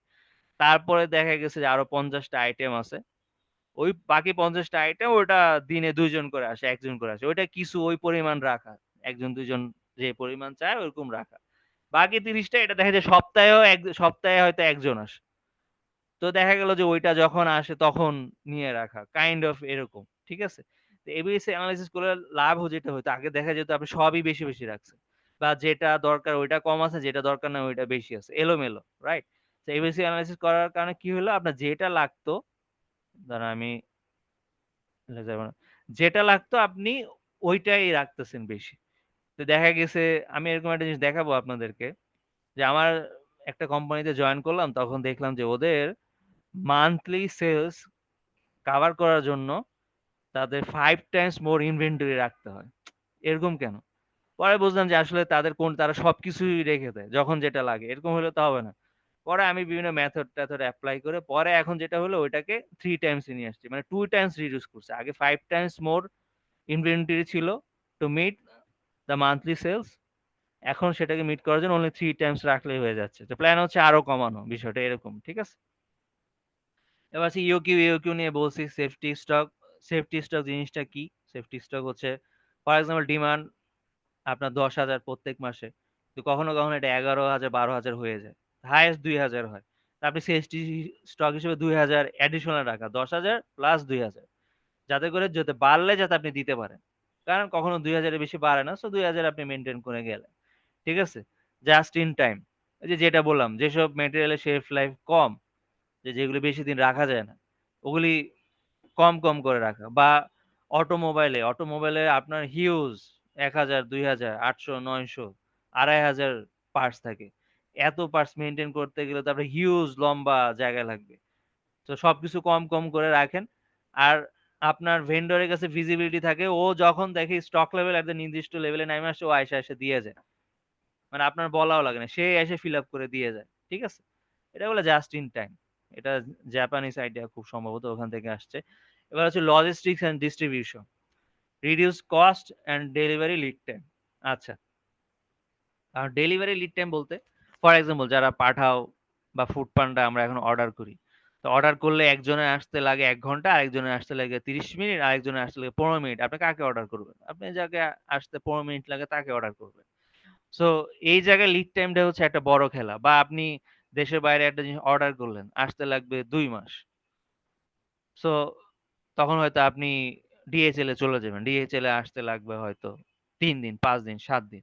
কাইন্ড অফ এরকম। ঠিক আছে? তো এটার সাথে আবার কস্টও রিলেটেড থাকে। এনিওয়ে এত ডিটেইলস এ না যাই। সো এই লিড টাইমটা কমানো, রাইট? বিভিন্ন জায়গায় লিড টাইমটা ফ্যাক্টর। একটু আগে একটা এক্সাম্পল দিছি যেমন H&M এর ক্ষেত্রে আমার লিড টাইমটা একটা ইস্যু ছিল। সো কস্ট রিডিউস করা। দেখা গেছে যে আপনি একটা রুট ছিল যেটা দিয়ে গেলে প্রায় ১০ মাইল যাওয়া লাগতো। পরে একটা শর্টকাট রাস্তা বের হয়ে গেছে। তখন দেখা গেছে যে ওখানে আর ৭ মাইল লাগে। ৩ মাইল ডিসট্যান্স কমে গেছে। এতে করে কি সুবিধা? ৩ মাইল যে কম যাওয়া লাগতেছে এতে করে আমার টাইম কম লাগতেছে। আমার ফুয়েল কনজাম্পশন কমে যাচ্ছে। কার্বন ইমিশন কম হচ্ছে। এটা পরিবেশের জন্য ভালো। সাস্টেইনেবিলিটি হচ্ছে। সো ওইটা পারলে ক্যালকুলেট করে বলা যে কত পার্সেন্ট কার্বন ইমিশন কম হচ্ছে। সো এই জিনিসগুলা, ঠিক আছে? এটার জন্য কি করতে হয়? নেটওয়ার্ক অপটিমাইজেশন করতে হয়, রুট প্ল্যানিং করতে হয়, ওয়্যারহাউস ম্যানেজমেন্ট করতে হয়। ফর এক্সাম্পল আপনার টোটাল কাস্টমার ১০,০০০। ১০,০০০ এর মধ্যে শুধু ঢাকাতেই হচ্ছে ৭,০০০। আর ২,০০০ চিটাগাঙে, ১,০০০ সিলেটে। তো এখন ধরেন ঢাকা, এবার ধরেন তার মানে কি আপনি এবিসি এনালাইসিস করলেন, আপনি দেখলেন যে না ঢাকাতে আমার 70%। সো আমি ঢাকাতে একটা ওয়্যারহাউস বানাবো আমার সুবিধার জন্য। তো এখন ঢাকার ভিতরে দেখলেন আপনার মিরপুরে প্রায় 60% কাস্টমার। সো ওয়্যারহাউসটা কোথায় হবে? মিরপুরে হবে। কারণ মিরপুরে আপনার কাস্টমার সবথেকে বেশি, যাতে ওদেরকে আপনি সাপোর্ট দিতে পারেন। কাইন্ড অফ এভাবে চিন্তা করা, রাইট? এটাই হচ্ছে ধরেন networking design of warehouse management system বা ওয়্যারহাউস ম্যানেজ করা যেটা। না, এটাকে নেটওয়ার্কিং ডিজাইন বলে। আর ওয়্যারহাউস ম্যানেজমেন্ট সিস্টেম বলতে বুঝাইলাম এটা কিরকম হইতে পারে। ফর এক্সাম্পল আপনার ওয়্যারহাউসে অ্যারাউন্ড আ ২০ রকমের র ম্যাটেরিয়াল আছে। ঠিক আছে? আর কোন ম্যাটেরিয়াল সামনে রাখবেন, কোন ম্যাটেরিয়াল পিছনে রাখবেন। আর এমনভাবে সাজাইছেন প্রোডাকশন এ যখন লাগবে দেখা গেল সবই বের করা লাগতেছে। কারণ যেটা লাগবে ওটা একদম পিছনে রাখছে। সো এই এমনভাবে সিনক্রোনাইজেশন করা যাতে যেটা লাগবে সেটার সাথে, সাথে বের করে দেওয়া যায়। যেটা এখন প্রোডাকশন এ কোনটা চলতেছে। প্রোডাকশন এ এখন ফর এক্সাম্পল যেটা বানাচ্ছে ওই ম্যাটেরিয়াল গুলো সামনে রাখা। আগে প্ল্যান দেখা। প্ল্যান অনুযায়ী সাজায় রাখা যে আমার এই উইকে এই জিনিসটা বানাবে। সো এই জিনিসটা আমার সামনে রাখো। সেকেন্ড উইকে ওইটা বানাবে। ওইটা সেকেন্ডে রাখো। এইভাবে, এইভাবে। ঠিক আছে? এরপর হচ্ছে কাস্টমার সার্ভিস। এটা হচ্ছে improve order fulfilment and satisfaction. ঠিক আছে? যেমন এটা হচ্ছে অর্ডার ফিল রেট, যে আপনি ফর এক্সাম্পল আপনার কাছে কাস্টমার যখন অর্ডার চাইতে আসে, আপনার কাছে ৩ টা আইটেম চাইলে ২ টা আইটেম থাকে, ১ টা আইটেম থাকে না। তো আপনি কত পার্সেন্ট ফুলফিল করতে পারলেন? আপনি ৩ টার মধ্যে ২ টা করছেন। মানে অ্যারাউন্ড 66% আপনার ফিল রেট, রাইট? আবার সো একটা মিস করলাম। সো এইভাবে এবার চেক করা যে কেন আপনার অলওয়েজ একটা মিস থাকতেছে। সো এবিসি এনালাইসিস করে কোন আইটেম গুলা মিস থাকে ওগুলি অলওয়েজ মানে যাতে সবসময় থাকে, ফ্রিকোয়েন্টলি থাকে। এই আইটেমের অর্ডার গুলা সপ্তাহে কয়বার অর্ডার হয়, দিনে কয়বার আসে, এইভাবে চেক করে করে যেটা একটু আগে বলছি ওইভাবে চিন্তা করে ওইভাবে ম্যাটেরিয়াল লেভেলটা মেনটেন করা, যাতে করে কাস্টমার সার্ভিস রেটিংটা আমার ভালো আসে। তো এটা ওইভাবে মেজার করা যাইতে পারে। ওকে, কারো কোনো কোশ্চেন আছে এখন পর্যন্ত যা যা বললাম? আচ্ছা, না থাকলে নেক্সট স্লাইডে যাই। বুঝতে পারতেছেন কি বলতেছি? মাথার উপর দিয়ে গেলে বলেন, আমি আবার বোঝাবো, কোনো সমস্যা নাই। স্যার এই যে আমার কথা হুম। শোনা যাচ্ছে স্যার? হ্যাঁ, হ্যাঁ, হ্যাঁ, বলেন। স্যার আমি একটু লেটে জয়েন করছি স্যার, এবিসি অ্যানালাইসিসটা আবার একটু রিক্যাপ করলে ভালো হতো। আচ্ছা, এবিসি অ্যানালাইসিস হচ্ছে ফর এক্সাম্পল আপনার কাছে ১০০টা আইটেম আছে। এই ১০০টা আইটেমের আপনার কাছে মান্থলি কনজাম্পশন আছে, যে মাসে কি পরিমাণ ইউজ হয়, রাইট? তা আপনি যেটা করলেন সর্ট করলেন যে বড় থেকে ছোট কোন আইটেমটা সব থেকে বেশি ইউজ হয়। ঠিক আছে? তো এবিসি অ্যানালাইসিস দিয়ে আমরা দেখতে পারি, দেখা গেল যে আপনার ১০০টা আইটেমের মধ্যে আপনার 20 আইটেমস এটা দিনে মানে এটা কনজাম্পশন সব থেকে বেশি ইউজ হয়। মানে ওই 20% আইটেমে আপনার 70% টাইমস লাগে। ধরেন ১০০টা আইটেম মিলে হইতে পারে ২০০ মেট্রিক টন, কিন্তু ওই 20 আইটেমস একাই লাগে হচ্ছে প্রায় ১২০ মেট্রিক টন। বুঝতে পারছেন? Kind of. তার মানে ২০০ মেট্রিক টনের মধ্যে 120 মেট্রিক টন আমার মান্থলি লাগে ওই 20 আইটেমস। তার মানে কি ওই 20 আইটেমস এর উপর আপনাকে বেশি ফোকাস দিতে হবে, কারণ এটার কনজাম্পশন সব থেকে বেশি, এটার হইতে পারে প্রোডাকশনে সব থেকে বেশি লাগে, বা এটা যদি শপ হয় শপে সব থেকে বেশি লাগে, সব থেকে বেশি সেল হয়। তার মানে এটা আমাকে বেশি বানাইতে হবে, বা এটা আমাকে বেশি আমার শপে রাখতে হবে, ওই 20 আইটেমস। ঠিক আছে? সো এবিসি অ্যানালাইসিস আপনাকে ওই পার্সেন্টেজটা দিয়ে দিবে যে এই 20 আইটেমস আপনার 70% কনজিউম করে রাখছে। দেন হচ্ছে নেক্সট 50 আইটেমস হয়তো আপনার সপ্তাহে সপ্তাহে 1 দিন লাগে বা সপ্তাহে 2 দিন লাগে। সো ওই ওই আইটেম গুলো হয়তো কম করে রাখলেও আপনার হবে, যতটুকু না রাখলেই না। আবার এরপরে একটা আইটেম বাকি যে 30 আইটেমস আছে ওটা লাগেই না বলতে গেলে, এটা হঠাৎ মাসে মাসে একবার লাগে। সো এটা ওই পরিমাণ কম করে রাখা, এত বেশি না রাখা। তো এটা হচ্ছে এবিসি অ্যানালাইসিস। হ্যাঁ, যে কি কোন আইটেম কি পরিমাণে লাগে, এটা লাগলে আমাদের আইসিবি তে এই ধরনের অনেক সেকশন আছে, এগুলো আমরা সব টুল শিখাই, ওখানে গিয়ে আপনার যোগাযোগ করে শিখতে পারেন, অথবা আপনি ইউটিউব ভিডিও আছে ওখানেও শিখতে পারেন যে ওখানে কিভাবে করা যায়। হ্যাঁ, এটা অত কঠিন কিছু না, সহজ। বা এমন হতে পারে এখান থেকে আপনি সব জানেন না, একটা দুইটা জানেন, ওই একটা দুইটাই ইমপ্লিমেন্ট করেন, একটা দুইটা ইমপ্লিমেন্ট করে রেজাল্ট বের করেন, ওইটাই কেস স্টাডিতে দিবেন। ঠিক আছে? পাশাপাশি যেটা জানেন না তারপর ওটা শেখা শুরু করবেন, একসাথে সব শিখতে গেলে হবে না।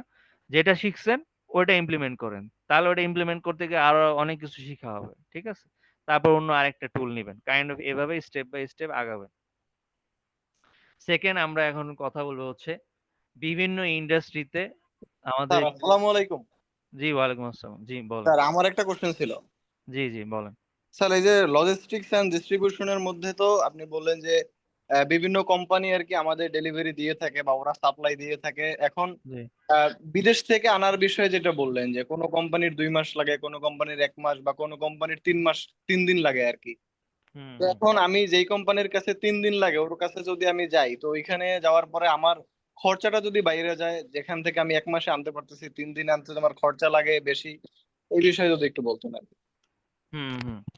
আচ্ছা, হ্যাঁ, এটা একটু ডিটেল হয়ে গেছে। ফর এক্সাম্পল যদি আমি লোকালি চিন্তা করি, লোকালি যদি ধরেন পাঠাও থেকে আসতে লাগে আমার 30 মিনিটস, উবারে আসতে লাগে আমার 50 মিনিটস, আমি উবারের কাছে যাব, ওখানে কোনো কস্ট ইনভলভমেন্ট নাই, সেম কস্ট। ওকে, এবার যদি দেশের বাইরে যাই, দেশের বাইরে যদি আমার সিতে আসে, ফর এক্সাম্পল সিতে আসলে ডেফিনেটলি এটা 2 মাস বা 1 মাস লেগে যাবে, রাইট? আমি যদি এখন ডিএচএল এ আনি, ডিএচএল আনলে হয়তো 7 দিন লাগবে, আর সিতে আনলে খরচ হবে কথার কথা 1,000 টাকা, ডিএচএল আসলে আমার খরচ লাগবে 7,000 টাকা, 7 টাইমস। তো সেক্ষেত্রে হ্যাঁ, এখন চয়েস আপনার যে আপনি কোথায় যাবেন। বাট এই ক্ষেত্রে কেস টু কেস যদি আপনি পার্থক্য করতে চান যে হ্যাঁ, ডিএচএল আমার খরচ আছে 7,000, ফেডেক্স খরচ আছে 8,000, সো আমি ডিএচএল এ যাব, খরচ কম। এখন ডিএচএল এ আমার লাগবে 7 দিন, ফেডেক্স আমাকে দিবে 6 দিন। এখন এই একদিনের জন্য আপনি 1,000 টাকা বেশি খরচ করবেন কিনা, সো ডিসিশন হচ্ছে আপনার আর কি, বিষয়টা এরকম আর কি, রাইট? সো এটা একটা ডিফারেন্ট কেস, ওটা বুঝাইতে গিয়েছিলাম, বাট পরে দেখলাম যে না, ওটা রিলেভেন্ট না। আপনি সেম কেসে দেখলেন যে হ্যাঁ, একই জিনিস, একই রাইডার বা একই মেথড, একজনের লাগবে 30 মিনিট, আরেকজনের লাগবে 15 মিনিট, সো অবশ্যই 15 মিনিট যাকে লাগবে তার কাছে অর্ডার চলে যাবে। সো আপনি হচ্ছেন ওই সিস্টেমে আছেন যে আপনার এখন 30 মিনিট লাগতেছে, আপনার কম্পিটিশনে লাগে 15 মিনিট, তো আপনাকে এনি হাও এটাকে 15 মিনিটে আনতে হবে, নাহলে আপনি কম্পিটিশনে টিকবেন না। ঠিক আছে? তো আপনি বিভিন্ন মেথড অ্যাপ্লাই করবেন। কিরকম মেথড হইতে পারে? ফর এক্সাম্পল, আপনি দেখলেন, আপনি অ্যানালাইসিস করলেন যে কোন কোন জায়গা থেকে আপনার অর্ডার গুলো আসে। সো আপনি রাইডারদেরকে, ফর এক্সাম্পল একটা এক্সাম্পল দিই, যেমন ধরেন ফর এক্সাম্পল মিরপুর থেকে কাচ্চি ভাইয়ের অর্ডার প্রত্যেক শুক্রবার আসলে কাচ্চি ভাই থেকে বা সুলতানস ডাইন থেকে অর্ডার থাকে। তো আপনি হইতে পারে যে কিছু রাইডারকে কাচ্চি ভাইয়ের আশপাশে আর কিছু রাইডারকে সুলতান ডাইনের আশপাশে রেখে দিলে, যাতে অর্ডার সাথে সাথে আসার সাথে সাথে তারা ওখান থেকে অর্ডার নিয়ে সরাসরি মানুষের বাসা ডেলিভারি চলে যেতে পারে, রাইট? তো আপনি এমন জায়গায় রাখলেন আর কি, তার মানে কি আপনার আগে দেখা যেত যে কাচ্চি ভাইয়ের কাছে যেত, তারপর নিয়ে তারপর আসতো, যেতে সময় লাগতো 10 মিনিট, নিয়ে আসতে সময় লাগতো 10 মিনিট 20 মিনিট। এখন ওখানেই থাকতেছে, নিয়ে জাস্ট কাস্টমার কাছে চলে যাচ্ছে, তার মানে কি আবার 10 মিনিট সময় বেঁচে যাচ্ছে, কাইন্ড অফ এরকম আর কি। জাস্ট এক্সাম্পল হিসেবে বললাম। হ্যাঁ, আবার ধরেন 1-2 মাস 3 মাস বা একটা বছর যাওয়ার পর আপনি বিভিন্ন রুট জেনে যাবেন যে কোন রুট দিয়ে কমে আসা যায়, ঠিক আছে, কম ডিস্টেন্স পার করা যায়, বা কোন রুট গুলোতে জ্যাম থাকে এই টাইম গুলোতে, সো এই টাইম গুলোতে এদিক দিয়ে না আসে ওদিক দিয়ে আসা, কাইন্ড অফ এরকম, ঠিক আছে, যদি আমি ডেলিভারির কথা শুধু বলি। সো এইভাবে আমরা ইমপ্রুভমেন্ট আনতে পারি। সো আপনার ক্ষেত্রে কাজ হচ্ছে অ্যাজ এ অ্যানালিস্ট ওই টাইমটাকে মেজার করা, যে আগে 15 মিনিট ছিল, আমার এই রুট অপটিমাইজেশনের কারণে, রুট প্ল্যানিং করার কারণে, নেটওয়ার্ক অপটিমাইজেশনের কারণে আমার এটা 5 মিনিট সেভ হয়েছে। মান্থলি কত সেভ হয়েছে, কয়টা রাইডে টোটাল কত মিনিট সেভ করছেন, আগে মান্থলি মানে কতটুকু সেভ হয়েছে, এটা পার্সেন্টেজে নিয়ে আসে, ভ্যালুতে নিয়ে আসে, ঠিক আছে, নাম্বারে নিয়ে আসে। ওকে, এবার আমরা দেখব হচ্ছে আমাদের বিভিন্ন ধন্যবাদ ইন্ডাস্ট্রিতে, স্যার। আচ্ছা ঠিক আছে, এবার আমরা দেখবো যে বিভিন্ন ইন্ডাস্ট্রিতে কি কি প্রবলেম হয় জেনারেলি, বা আমি কি কি প্রবলেম দেখছি, বা ন্যাচারালি কি কি প্রবলেম হয়। সো ওগুলোর সলিউশন কি হইতে পারে, বা আপনারা কি নিয়ে কাজ করতে পারেন বা ইন ফিউচার, রাইট?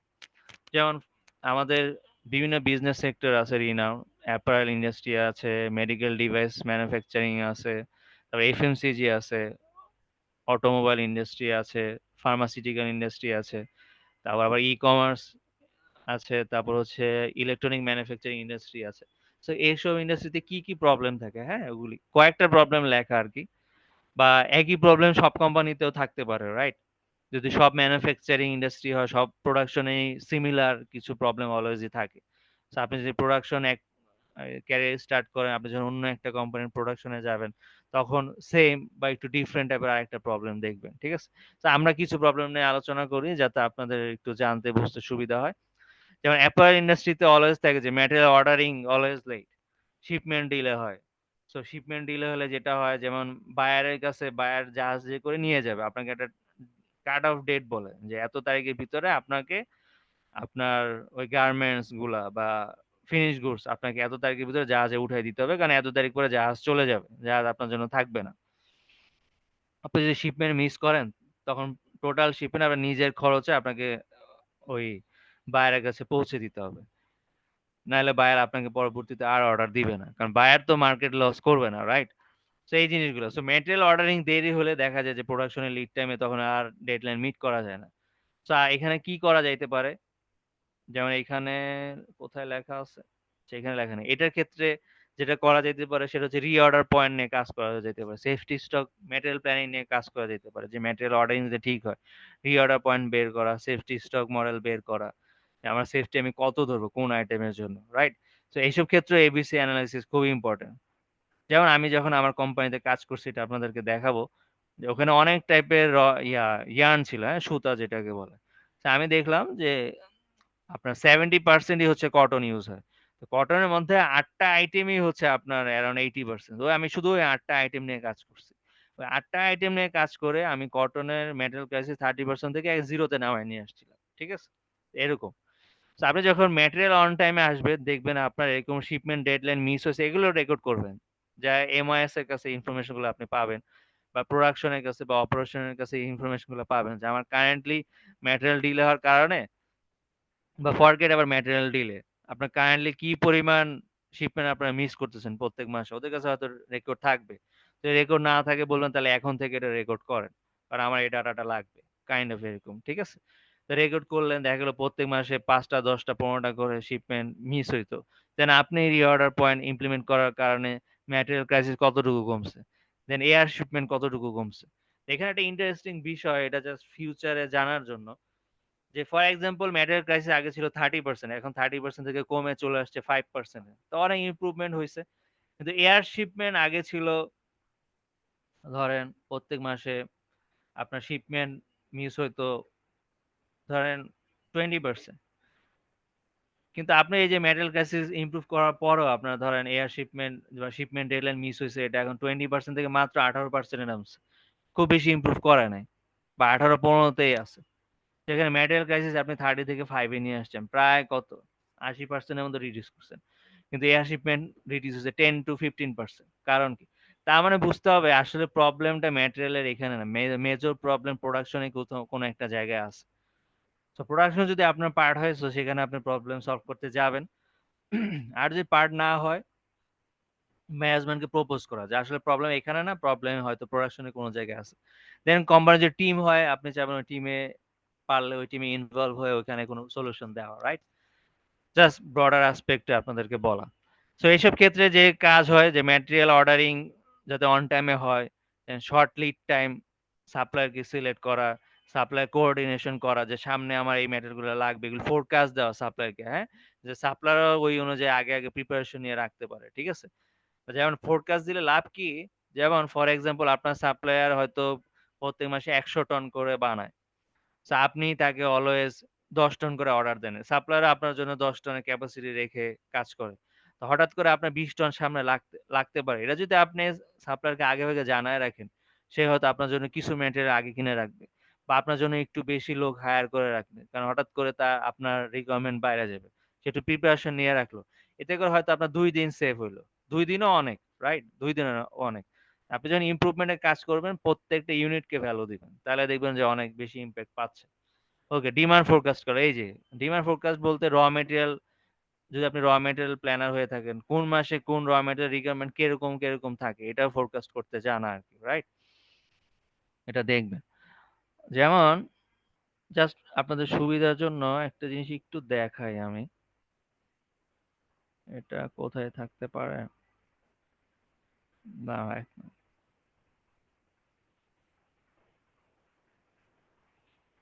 যেমন এখানে একটা প্যাটার্ন আপনাদের দেখায়, প্যাটার্ন দেখতেছেন স্লাইড, আশা করি দেখতেছেন।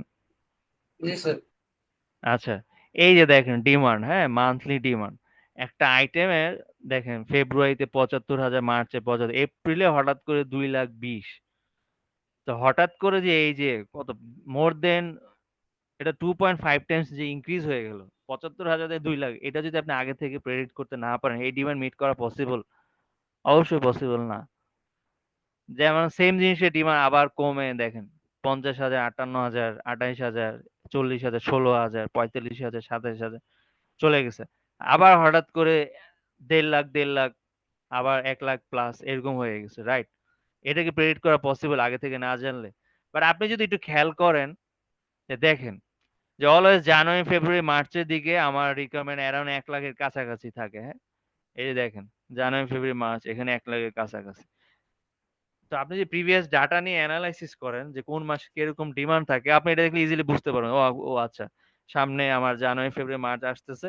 আপনি ধরেন এখন সেপ্টেম্বর, অক্টোবর আছেন, সামনে জানুয়ারি, ফেব্রুয়ারি, মার্চ আসতেছে, আমাকে অনেক বেশি করে অর্ডার করতে হবে। তো 27,000 থেকে আপনাকে উঠে যেতে হবে 1,40,000 বা 2 লাখের প্রিপারেশন নিয়ে রাখতে হবে। কাইন্ড অফ এরকম, ঠিক আছে? এটা দেখানোর জন্য বললাম আরকি। সো রিকোয়ারমেন্টটা আপনারা এইভাবে চেক করতে পারেন। আচ্ছা, এবার আমরা মূল প্রেজেন্টেশনে চলে যাই।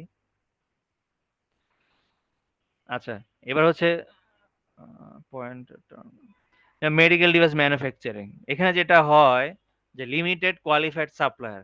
ইস্যু যেটা থাকে যে সাপ্লায়ারের সংখ্যা বেশি থাকে না। যেহেতু মেডিকেল ডিভাইস সফিস্টিকেটেড সাপ্লায়ার, অনেক সার্টিফিকেশন লাগে। আইএসও গাইডলাইন থাকে, অনেক অনেক সি সার্টিফিকেশন অ্যাচিভের জন্য অনেক রুলস এন্ড রেগুলেশন ফলো করা লাগে। আবার দেখা যায় অনেক সময় আপনার নিজের একটা ইনভেনশন আছে। আপনি নিজস্ব একটা জিনিস প্যাটেন্ট করে রাখছেন। এটা তো আপনি সব সাপ্লায়ারকে দিবেন না। ২-১ টা সাপ্লায়ারের সাথে আপনার এগ্রিমেন্ট আছে যে ও এই জিনিসের বম বা রেসিপিটা আর কারোর সাথে আর&ডি ফর্মুলাটা কারোর সাথে শেয়ার করবে না, রাইট? তো সেক্ষেত্রে তো আপনার সাপ্লায়ার ১-২ জন থাকবে। তো এরকম লিমিটেড সাপ্লায়ারকে দিয়ে আপনার অলওয়েজ অন টাইমে ম্যাটেরিয়াল ইন-হাউস করা খুব চ্যালেঞ্জিং একটা ব্যাপার, হ্যাঁ? সো কি করলে অলওয়েজ মেইনটেইন থাকবে জিনিসগুলা, এগুলি নিয়ে কাজ করা। সাপ্লায়ার লাগলে সাপ্লায়ার ডেভেলপ করা। আমার একটা দিয়ে হবে না, আমার মিনিমাম ২ টা লাগবে, রাইট? আরেকটা সাপ্লায়ার ডেভেলপ করা। দেন এই যে এইসব ক্ষেত্রে দেখা যায় যে অনেক সময় আপনার ক্যাপাসিটি ইউটিলাইজেশন 65%। ক্যাপাসিটি ইউটিলাইজেশন বলতে কি বোঝাচ্ছি? যে ওই কোম্পানিতে কোম্পানির ক্যাপাসিটি হচ্ছে ১০ লাখ, কিন্তু কোম্পানি প্রোডাকশন করে ৬০,০০০ বা ৬৫,০০০। মানে কি? সে 60% 65% প্রোডাকশন করে। তো একটা কোম্পানি যদি ১০ লাখ ক্যাপাসিটি থাকে, ১০ লাখ ক্যাপাসিটি মেশিন থাকে, এর মধ্যে 40% মেশিন বসে থাকে। বাকি 60% দিয়ে প্রোডাকশন হয়। তাহলে ওই কোম্পানি তো প্রফিটেবল হবে না কখনো। রাইট? সো আপনাকে এমন করা যে র মেটেরিয়াল যাতে অন টাইম আসে, বা র মেটেরিয়াল প্রাইস কমানো, যাতে আপনি কম দামে বিক্রি করতে পারেন। তাহলে কি হবে? আপনার অর্ডার বাড়বে। রাইট? আপনি অন টাইমে আসলে বেশি বেশি প্রোডাকশন করতে পারবেন। কাস্টমার হাতছাড়া হয়ে যাবে না। ঠিক আছে? এই জিনিসগুলা এনশিওর করা, রাইট? যেমন supplier development, capacity optimization, lean implementation. Lean implementation বলতে ধরেন মানে কি করলে আমার দেখা গেছে যে 10 লাখের মধ্যে আপনার 80% মেশিন রান আছে, 80% মেশিন দিয়ে 80% প্রোডাকশন না হয়ে যাচ্ছে 65%, 50% আপনার লস। ওই লসটাকে রিডিউস করা, যাতে আপনার কোনো লস না হয়, ঠিক আছে?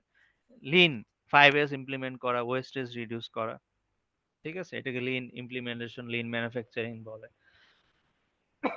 Excuse me, lean six sigma develop করা ইত্যাদি।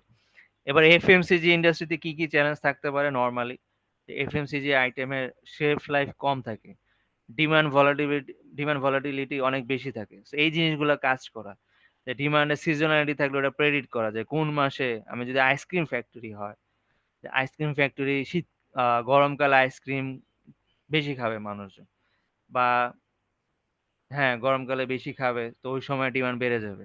আপনি ধরুন কোকা কোলাতে আছেন, কোকা কোলার সামনে ঈদ আসতেছে, ঈদে মানুষ বেশি কোক খায়, তখন কোকের কনজাম্পশন বেড়ে যাবে। তো এই জিনিসগুলো প্রেডিক্ট করা, ঠিক আছে? মেটাল শেলফ লাইফ লো, সেক্ষেত্রে ডিমান্ড ডেভিয়েশন কতটা ভালোভাবে প্রেডিক্ট করা, খুব ফাস্ট রেসপন্স করতে পারে এরকম সাপ্লায়ার প্রেডিক্ট করা, যাতে তারা কম টাইমে দিতে পারে, ঠিক আছে? এই জিনিসগুলা নিয়ে আপনি কাজ করতে পারেন। ফোরকাস্ট ইমপ্রুভ করতে পারেন। তারপর রিপ্লেনিশমেন্ট অটোমেশন করতে পারেন, যাতে সাপ্লায়ার দেখতে পারে আপনার স্টক লেভেল কত, আপনি বলার আগে যদি সে বুঝতে পারে, রাইট? বা আপনি আপনার এক্সেলে এমন একটা ফর্মুলা জেনারেট করছেন যে অটোমেটিক্যালি আপনার এখানে লাল হয়ে যায়। হ্যাঁ, এটাকে কি বলতে, ধরেন আপনার ড্যাশবোর্ড বানাইছেন যে ইনভেন্টরি রিপ্লেনিশমেন্ট ড্যাশবোর্ড, সে কোন আমার ক্রিটিক্যাল আইটেম গুলা, বা এ ক্যাটাগরি, এখানেও এবিসি অ্যানালাইসিস হইতে পারে, যে এ ক্যাটাগরি আইটেম গুলা আমার স্টক 20% এর নিচে গেলে অটো লাল হয়ে যায়, সো আপনি কুইক ডিসিশন নিতে পারেন, ঠিক আছে? এতে করে আপনার স্টক আউট আপনি কমায় ফেলছেন, আগে ক্রাইসিস ছিল 30%, কমায় 5% এ নিয়ে আসছেন ইত্যাদি। দেন অটোমোবাইল ইন্ডাস্ট্রি, এখানে কি হইতে পারে? হাই কম্পোনেন্ট ভ্যারাইটি, যেহেতু কম্পোনেন্ট ভ্যারাইটি হাজার হাজার ভ্যারাইটি থাকে, ওখানে আপনি 5S ইমপ্লিমেন্ট করতে পারেন, যাতে আগে একটা আইটেম খুঁজে বের করতে লাগতো 5 মিনিট, এখন ওই দিন 30 সেকেন্ড খুঁজে বের করা যায়। এটা huge improvement, right? 5S implement করছেন। আর মার্ক করা আছে লাল হলুদ, জানে লালে এই আইটেম আছে বা লেখা আছে। স্ক্রু অলওয়েজ লাল বক্সে থাকে, স্ক্রু ড্রাইভার অলওয়েজ হলুদ বক্সে থাকে, কাইন্ড অফ এরকম, যাতে ফাস্ট রিঅ্যাক্ট করতে পারে, ঠিক আছে? এরকম যে কমপ্লেক্স সাপ্লাই নেটওয়ার্ক অনেক, যেহেতু হাজার হাজার আইটেম, অনেক অনেক সাপ্লায়ার, কাকে ফোন দিবেন, so huge complex network, so এটাকে জাস্ট ইন টাইম ইমপ্লিমেন্টেশন করতে পারেন। সাপ্লায়াররা চেক করতে পারে আপনার ইনভেন্টরি, এরকম হইতে পারে, যেটা বারবার বলতেছি। এবং কোয়ালিটি ইমপ্রুভ করা, তারপর এখানেও লিন হইতে পারে, কোয়ালিটি ইমপ্রুভ করা, ধরেন আপনি আর হ্যাঁ হইতে পারে যে আপনার এমন একটা জিনিসের প্যাকেজিং করলেন, ইমপ্রুভ করলেন, বা সাপ্লাইয়ের সাথে কাজ করলেন, যে একটা জিনিসের প্যাকেজিং খারাপ হওয়ার কারণে আমার যখন ম্যাটেরিয়াল গুলো আসে অলওয়েজ 20% ডিফেক্টিভ থাকে, তা আসলে আমরা কোয়ালিটি ইমপ্রুভ করে আপনি প্যাকিং এ এই জিনিসগুলো দিয়ে দিবেন, বাবল পলি দিয়ে দিবেন, বা কিছু কর্কশিট দিয়ে দিবেন, যাতে আসার সময় রাস্তায় ঝাঁকি টাকি লাগলেও যাতে জিনিসগুলো নষ্ট না হয়, সেই কোয়ালিটি ইমপ্রুভ হইতে পারে, ঠিক আছে? কাইন্ড অফ এরকম। ফার্মাসিউটিক্যাল ইন্ডাস্ট্রি, এটা একটা খুবই সফিস্টিকেটেড ইন্ডাস্ট্রি, এটাতে অনেক রেগুলেটরি কনস্ট্রেন্ট থাকে। যেমন আপনার অডিট হইলে আপনি প্রত্যেকবারে আপনার অডিটে দেখা যায় যে অডিটে আপনি এনসি ইস্যু রেইজ হয়, নন কনফর্মিটি যেটাকে বলে। কারণ কি, আপনার দেখা যায় যে আপনার সাপ্লায়ারের বিভিন্ন সার্টিফিকেট চেক করার কথা, আপনি কয়েকটা সাপ্লায়ার এগুলো চেক করতে ভুলে গেছেন, ওর তো লাইসেন্স এক্সপায়ার হয়ে গেছে, তা আপনি জানেন না এই জিনিসের লাইসেন্স আছে কিনা, আপনি ওই জিনিস নিয়ে ফার্মাসিউটিক্যাল ওষুধ বানিয়ে বিক্রি করতেছেন, এটা সিভিয়ার ইস্যু না? তো মানুষজন ওই লো কোয়ালিটি ওষুধ খেয়ে তো মারাও যেতে পারে, তো এটা সিভিয়ার ইস্যু। তো ওই জিনিসগুলো অটোমেট করা, অলওয়েজ একটা রিভিউ সিস্টেম চালু করা, কাইজেন সিস্টেম চালু করা, ঠিক আছে? অলওয়েজ এগুলি চেক করা। তারপর টেম্পারেচার সেনসিটিভ লজিস্টিক্স, হ্যাঁ, এই ধরনের ইনগ্রেডিয়েন্ট গুলাকে একটা নির্দিষ্ট টেম্পারেচার রাখতে হয়, আদারওয়াইজ এই আইটেম গুলো নষ্ট হয়ে যায়। যেমন এটাকে কোল্ড চেইন ম্যানেজমেন্ট বলে। যেমন আমি একটা ফার্মাসিউটিক্যাল ইন্ডাস্ট্রি একটা স্টোরি জানি, যে একবার একটা আইটেম মানে কোল্ড ফ্রিজারে করে এয়ারে করে আসছে বাংলাদেশে, আসার পরে ওইটা ড্রাইভার গেছে কার্গো নিয়ে নিয়ে আসতে, তো ওইটা উইদিন ধরেন 12 আওয়ার্স এর ভিতরে ফ্রিজিং করতে হয়, নাহলে নষ্ট হয়ে যায়। তো ড্রাইভারের জানা ছিল না, তো ড্রাইভার কি করছে, পরের দিন হরতাল লকডাউন, তো ড্রাইভার কি করছে, এয়ারপোর্টে রয়ে গেছে। তো এতে করে তো 12 ঘন্টা পার হয়ে গেছে। তো পরের দিন সে পৌঁছেছে ধরেন 18 ঘন্টা পরে। এখন তো সব ফার্মাসিউটিক্যাল প্রায় 1 কোটি টাকা 2 কোটি টাকার মতো ফার্মাসিউটিক্যাল ইনগ্রেডিয়েন্ট নষ্ট হয়ে গেছে। বুঝতে পারছেন? সো এই জিনিসগুলো আর কি, মানে সবাইকে নলেজেবল করা, কোল্ড চেইন মেনটেন করা, কমপ্লায়েন্স অটোমেশন করা, সবাই যাতে অ্যাওয়ার্ড থাকে, রাইট? তারপর হচ্ছে ই কমার্স নিয়ে অলরেডি বললাম যে অনলাইনে অর্ডারিং। যেমন অনেক ই কমার্স আছে যে আমি অর্ডার দিলাম, কোনো খবর নাই। আবার অনেক ই কমার্স আপনি অর্ডার দিলেন সাথে সাথে একজন ফোন দেয়, হ্যাঁ ডিয়ার স্যার আপনি তো এই অর্ডার করছেন, এটা কি ঠিক কিনা? হ্যাঁ বললাম হ্যাঁ ঠিক। তা আপনি বলছেন 3 দিনের ভিতরে লাগবে, আমাদের কাছে এই আইটেমটা নাই, আমরা 4 দিনের ভিতরে দিয়ে দিচ্ছি, এতে কোনো সমস্যা হবে কিনা, মানে সাথে সাথে একটা রেসপন্স করা যে হ্যাঁ আমিও বুঝলাম যে হ্যাঁ, যে কাস্টমার হ্যাপি। বিষয়টা এরকম যে কাস্টমার স্যাটিসফ্যাকশন যে সেই কাস্টমার কাছ থেকে নাম্বার নেয়, আপনি আমাদেরকে 10-এ কত দিবেন, আপনি কি প্রোডাক্টটা বুঝে পাইছেন কিনা, প্রোডাক্টটা খুলে দিয়েছেন এটা নষ্ট হয়েছে কিনা। এইবার রেটিং গুলো নেওয়া যে হ্যাঁ কাস্টমার আমাকে 10-এ 9 দিচ্ছে, সবার কাছ থেকে মার্ক নেওয়া। ঠিক আছে, কাস্টমার প্রোডাক্ট নেয়, আগে দেখা যেত যে মাসে 100 জন কাস্টমার প্রোডাক্ট নিলে 20টা আইটেম নষ্ট থাকতো। সেটা কেন নষ্ট এটা নিয়ে আপনি আইডেন্টিফাই করলেন, বিভিন্ন জিনিস সলভ করলেন, প্যাকিং ইমপ্রুভ করলেন। এখন দেখা গেছে যে মাত্র 2% ওয়েস্টেজ থাকে, কাইন্ড অফ এরকম। ঠিক আছে, আবার ধরেন অনলাইনে ডিমান্ড সেন্স করা, অনলাইনে কোন কোন জিনিসের অর্ডার কখন কখন বাড়ে, ওইটার যাতে আপনি অনলাইনে সাথে সাথে রাখা, যাতে কাস্টমার অর্ডার করলে সাথে সাথে দিয়ে দিতে পারেন। ঠিক আছে, এই যে এটা নিয়ে অনেক কথাবার্তা হয়েছে, আশা করি বুঝতে পারতেছেন। যেমন electronics manufacturing industry, long lead time, তারপর ডিপেন্ডেন্সি অন ইম্পর্টেন্ট কম্পোনেন্টস। এটা বলে যেটা বোঝায় যেহেতু ইলেকট্রনিক্স আইটেমস বাংলাদেশ এখনো অত ইমপ্রুভ করে না, অনেক আইটেমই দেখা যায় চায়না থেকে, ইউএস থেকে, ইউরোপ থেকে, বিভিন্ন দেশ থেকে নিয়ে আসতে হয়, রাইট, ইন্ডিয়া থেকে। সো যেহেতু দেশের বাইরে চলে যেতে হচ্ছে, সেই ক্ষেত্রে আমার লিড টাইম একটা ফ্যাক্টর, কখনো 2 মাস 3 মাস, কখনো 4 মাস 6 মাসও লাগে এসব ক্ষেত্রে, অনেক সফিস্টিকেটেড আইটেম যদি থাকে। আপনি যদি লোকাল সাপ্লাই ডেভেলপ করতে পারেন এইসব জিনিসে, বা মাল্টিপল সাপ্লাই ডেভেলপ করতে পারেন, যে হ্যাঁ আপনার 6 মাস লাগে কিন্তু আপনি এটা 3 মাসে নিয়ে আসছেন, কিভাবে?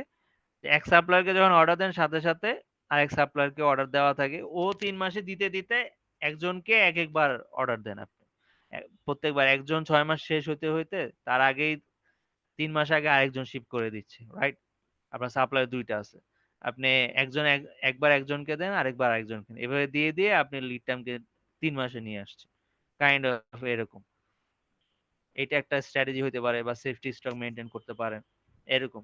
ডুয়েল সোর্সিং, যেটাকে একটু আগে যেটা বললাম, ডুয়েল সোর্সিং করতে পারেন। সো এগুলো হচ্ছে ইন্ডাস্ট্রি কমন ইস্যু, আর কি কি করা যাইতে পারে আমি বললাম। ইনশাআল্লাহ আপনারা এটা নিয়ে অনেক কিছু করার সুযোগ হবে হয়তো আপনাদের।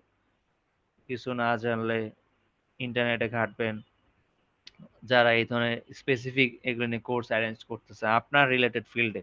আপনি এখন যেখানে আছেন, আপনি ডিমান্ড প্ল্যানিং এ থাকলে এই রিলেটেড ফিল্ডে যারা কোর্স অফার করতেছে ওখানে গিয়ে শিখা। ঠিক আছে, বা কারোর সাথে কথা বলা যে আপনারা এই ধরনের কোর্স অফার করেন কিনা। তারা বললো যে হ্যাঁ করি, কিন্তু আপনার কতজন এই মুহূর্তে করতেছেন, আপনার একজন, আচ্ছা মিনিমাম কতজন হলে করবেন, আপনি আপনার ফ্রেন্ড সার্কেল নিয়ে তাদেরকে নক দিলেন, কাইন্ড অফ এরকম হইতে পারে যদি না যায়। বা ইউটিউবে ভিডিও অ্যাভেলেবেল থাকলে ওখান থেকে শিখা, কাইন্ড অফ এরকম। আচ্ছা আজকে আমরা যা যা শিখলাম, case study structure, case study নিয়ে যা শিখলাম, যেমন কেস স্টাডি স্ট্রাকচার কি হতে পারে, প্রথমে হচ্ছে প্রবলেম ডেফিনিশন, ওই কোম্পানি নিয়ে বলা, ওই কোম্পানি বা ওই প্রবলেমটা নিয়ে বলা যে কি প্রবলেম হচ্ছে। দেন ওই অনুযায়ী ডাটা কালেক্ট করলেন, কিভাবে করলেন ওটা নিয়ে একটু বলবেন, কি কি প্রবলেম আইডেন্টিফাই করলেন। দেন সলিউশন ডিজাইন করলেন, কি কি প্রবাবল সলিউশন আপনি পাইছেন, তারপর ইমপ্লিমেন্ট করছেন, পরে ফাইনাল আউটপুট কি পাইছেন সেটাকে নাম্বারে দেখান, রাইট? যেমন আজকে আমরা যা যা শিখলাম ওটা যদি 3টা লাইনে বলি, সেটা হচ্ছে মানে একটা কেস স্টাডিতে কি কি জিনিস থাকবে, একজন যা শুরু করে ইন্ট্রোডাকশন দিয়ে ডেসক্রিপশন দিয়ে বলে দিয়ে শেষ, এরকম হলে আসলে বুঝবে না। আপনাকে ভাগ করতে হবে, আপনাকে বলতে হবে প্রবলেম কি, যে কি অ্যানালাইসিস করছেন, কি সলিউশন দিয়েছেন এবং কি ইম্প্যাক্ট হয়েছে, সব নাম্বারে বুঝাইতে হবে, রাইট? মেথডের নাম বলবেন, কি টুল ইউজ করছেন সেটা বলবেন। তারপর ইউজ ডেটা ডিভেন টুল, ক্লিয়ার ভিজুয়ালাইজেশন, চার্ট দিয়ে দেখাবেন যে আগে এত ছিল, আমি কিছু চার্ট দেখাবো, বার চার্ট, চার্ট শিখে নেবেন। ইউটিউবে অ্যাভেলেবেল ভিডিও আছে, চার্ট বানানো কঠিন কিছু না, এটা এক্সেল ইজিলি আমরা সবাই বানাইতে পারি, হ্যাঁ, ডাটা দিয়ে চার্ট দিয়ে দেখানো, যাতে বোঝা যায় যে হ্যাঁ জিনিসটা ঠিক আছে। তবে জিনিসটা মেজারেবল হইতে হবে। হ্যাঁ, এই জিনিসটা অনেকবার বলছি, ট্যানজিবল হইতে হবে, বাট এটা দিয়ে বুঝাইতে হবে। আর ইমপ্রুভমেন্ট অলওয়েজ ফাইন্যান্সিয়াল ইমপ্রুভমেন্ট অথবা অপারেশনাল বা প্রসেস ইমপ্রুভমেন্ট আকারে দেখান, ঠিক আছে, যাতে মানুষজন আপনার কাজের ইম্প্যাক্টটা বুঝে, যাতে আপনি বেশি মার্কস ক্যারি করতে পারেন কেস স্টাডিতে, ঠিক আছে। এখন এখানে দুটো এক্সাম্পল দেওয়া আছে, তার আগে আমি একটা অন্য এক্সাম্পল দেখাই নি আপনাদেরকে। আপনারা কি স্ক্রিন দেখতে পাচ্ছেন? আশা করি দেখতে ইয়েস পাচ্ছেন। স্যার। আচ্ছা, এইটা একটা কেস স্টাডি, এটা আমি পার্টিসিপেট করেছিলাম 2019-এ। এটার জন্য আমি young supply chain talent of the year হয়েছিলাম। মানে এটা দেখাই, প্রথমে একটা টাইটেল দেওয়া, হ্যাঁ, নিজের মতো করে একটা টাইটেল দেওয়া, আমি ওই টাইটেলটা দিলাম, দিয়ে টোটাল কেজে, এটা টোটাল 8 পেজের একটা কেস স্টাডি, 8 পেজে যা আছে সেটা প্রথম পেজে এই 3টা সেকশনে আমি একদম সামারি করে বুঝাই দিচ্ছি। মানে তারা যদি এটা নাও পড়ে, শুধু এটাও যদি পড়ে, যাতে বুঝতে পারা যায় এখানে কি কি হচ্ছে, ঠিক আছে। যেমন কেস ওভারভিউ, ওটা নিয়ে বলা যে এখানে কি ইস্যু, কোম্পানি সম্পর্কে একটু বলা, আর কোম্পানির কি প্রবলেম ওটা নিয়ে বলা, আর কোম্পানিটা কি ধরনের কোম্পানি ওটা নিয়ে বলা, ঠিক আছে। যেমন কি কি ফাইন্যান্সিয়াল ইমপ্রুভমেন্ট হয়েছে টাকায়, যে বিডিডি 53 লাখ, ইউএসডি এত মিলিয়ন, ঠিক আছে, কিভাবে টাকায় কতটুকু ইমপ্রুভমেন্ট আসছে, কি কাজ করে কোথায় আসছে, ঠিক আছে। প্রসেস ইমপ্রুভমেন্ট, যেমন রিডিউস স্লো মুভিং কোয়ান্টিটি 85%, ঠিক আছে, এই জিনিসগুলো বলা। Implement lean six sigma project, reduce wastage 89%, ঠিক আছে। রিঅর্ডার মডেল ইন্ট্রোডিউস করছি, রিডিউস ম্যাটেরিয়াল ক্রাইসিস 30% টু জিরোতে নিয়ে আসছি, এই জিনিসগুলো, ঠিক আছে। আশা করি বুঝতে পারছো। দেন হচ্ছে এটা নিয়ে বলা হয় যে এখানে কোম্পানি বিজনেস কেসটা একটু বললাম, তারপরে হচ্ছে একটা টাইটেল দিয়ে একটা সেকশন বললাম যে ফার্স্টে র মেটেরিয়াল স্ট্যান্ডার্ডাইজেশন করছি, ওখানে কি পাইছিলাম, যে ওখানে দেখলাম যে টোটাল র মেটেরিয়ালের 30% র মেটেরিয়াল হচ্ছে তার স্লো মুভিং। দেন ওইটাকে বিভিন্ন ম্যানেজমেন্টের সাথে শেয়ার করে বিভিন্ন কনজাম্পশন হোল্ড করে, কনজাম্পশনের এই আইটেমগুলো কনজাম্পশন ব্যবস্থা করে উইদিন 1.5 মাসের ভিতরে 85% রিডিউস করা হয়েছে, ঠিক আছে। তারপর এই আইটেমগুলো ভ্যালু কত ছিল সেটাও একটু বলা, প্রায় কত উইদিন 2 মান্থস, এখানে হয়তো কোথাও লেখা আছে বা সামথিং। তারপরে হ্যাঁ, এতে করে কি হয়েছে, ইনভেন্টরি ক্যারিং কস্ট 33% রিডিউস হয়েছে, স্নোমিং ইনভেন্টরি 85% রিডিউস হয়েছে, কাইন্ড অফ। তারপরে এই যে আপনাদেরকে যেটা বলতেছিলাম যে রিঅর্ডার মডেল ম্যাটেরিয়াল ক্রাইসিস, আগে এই যে 28%, 34%, 23%, 30%, এই যে ডিলে ম্যাটেরিয়াল তাদের ডিলে হইতো, যে সবুজ বার যেটা ডিলে, প্রত্যেক মাসে অ্যারাউন্ড 30% করে ডিলে থাকতো।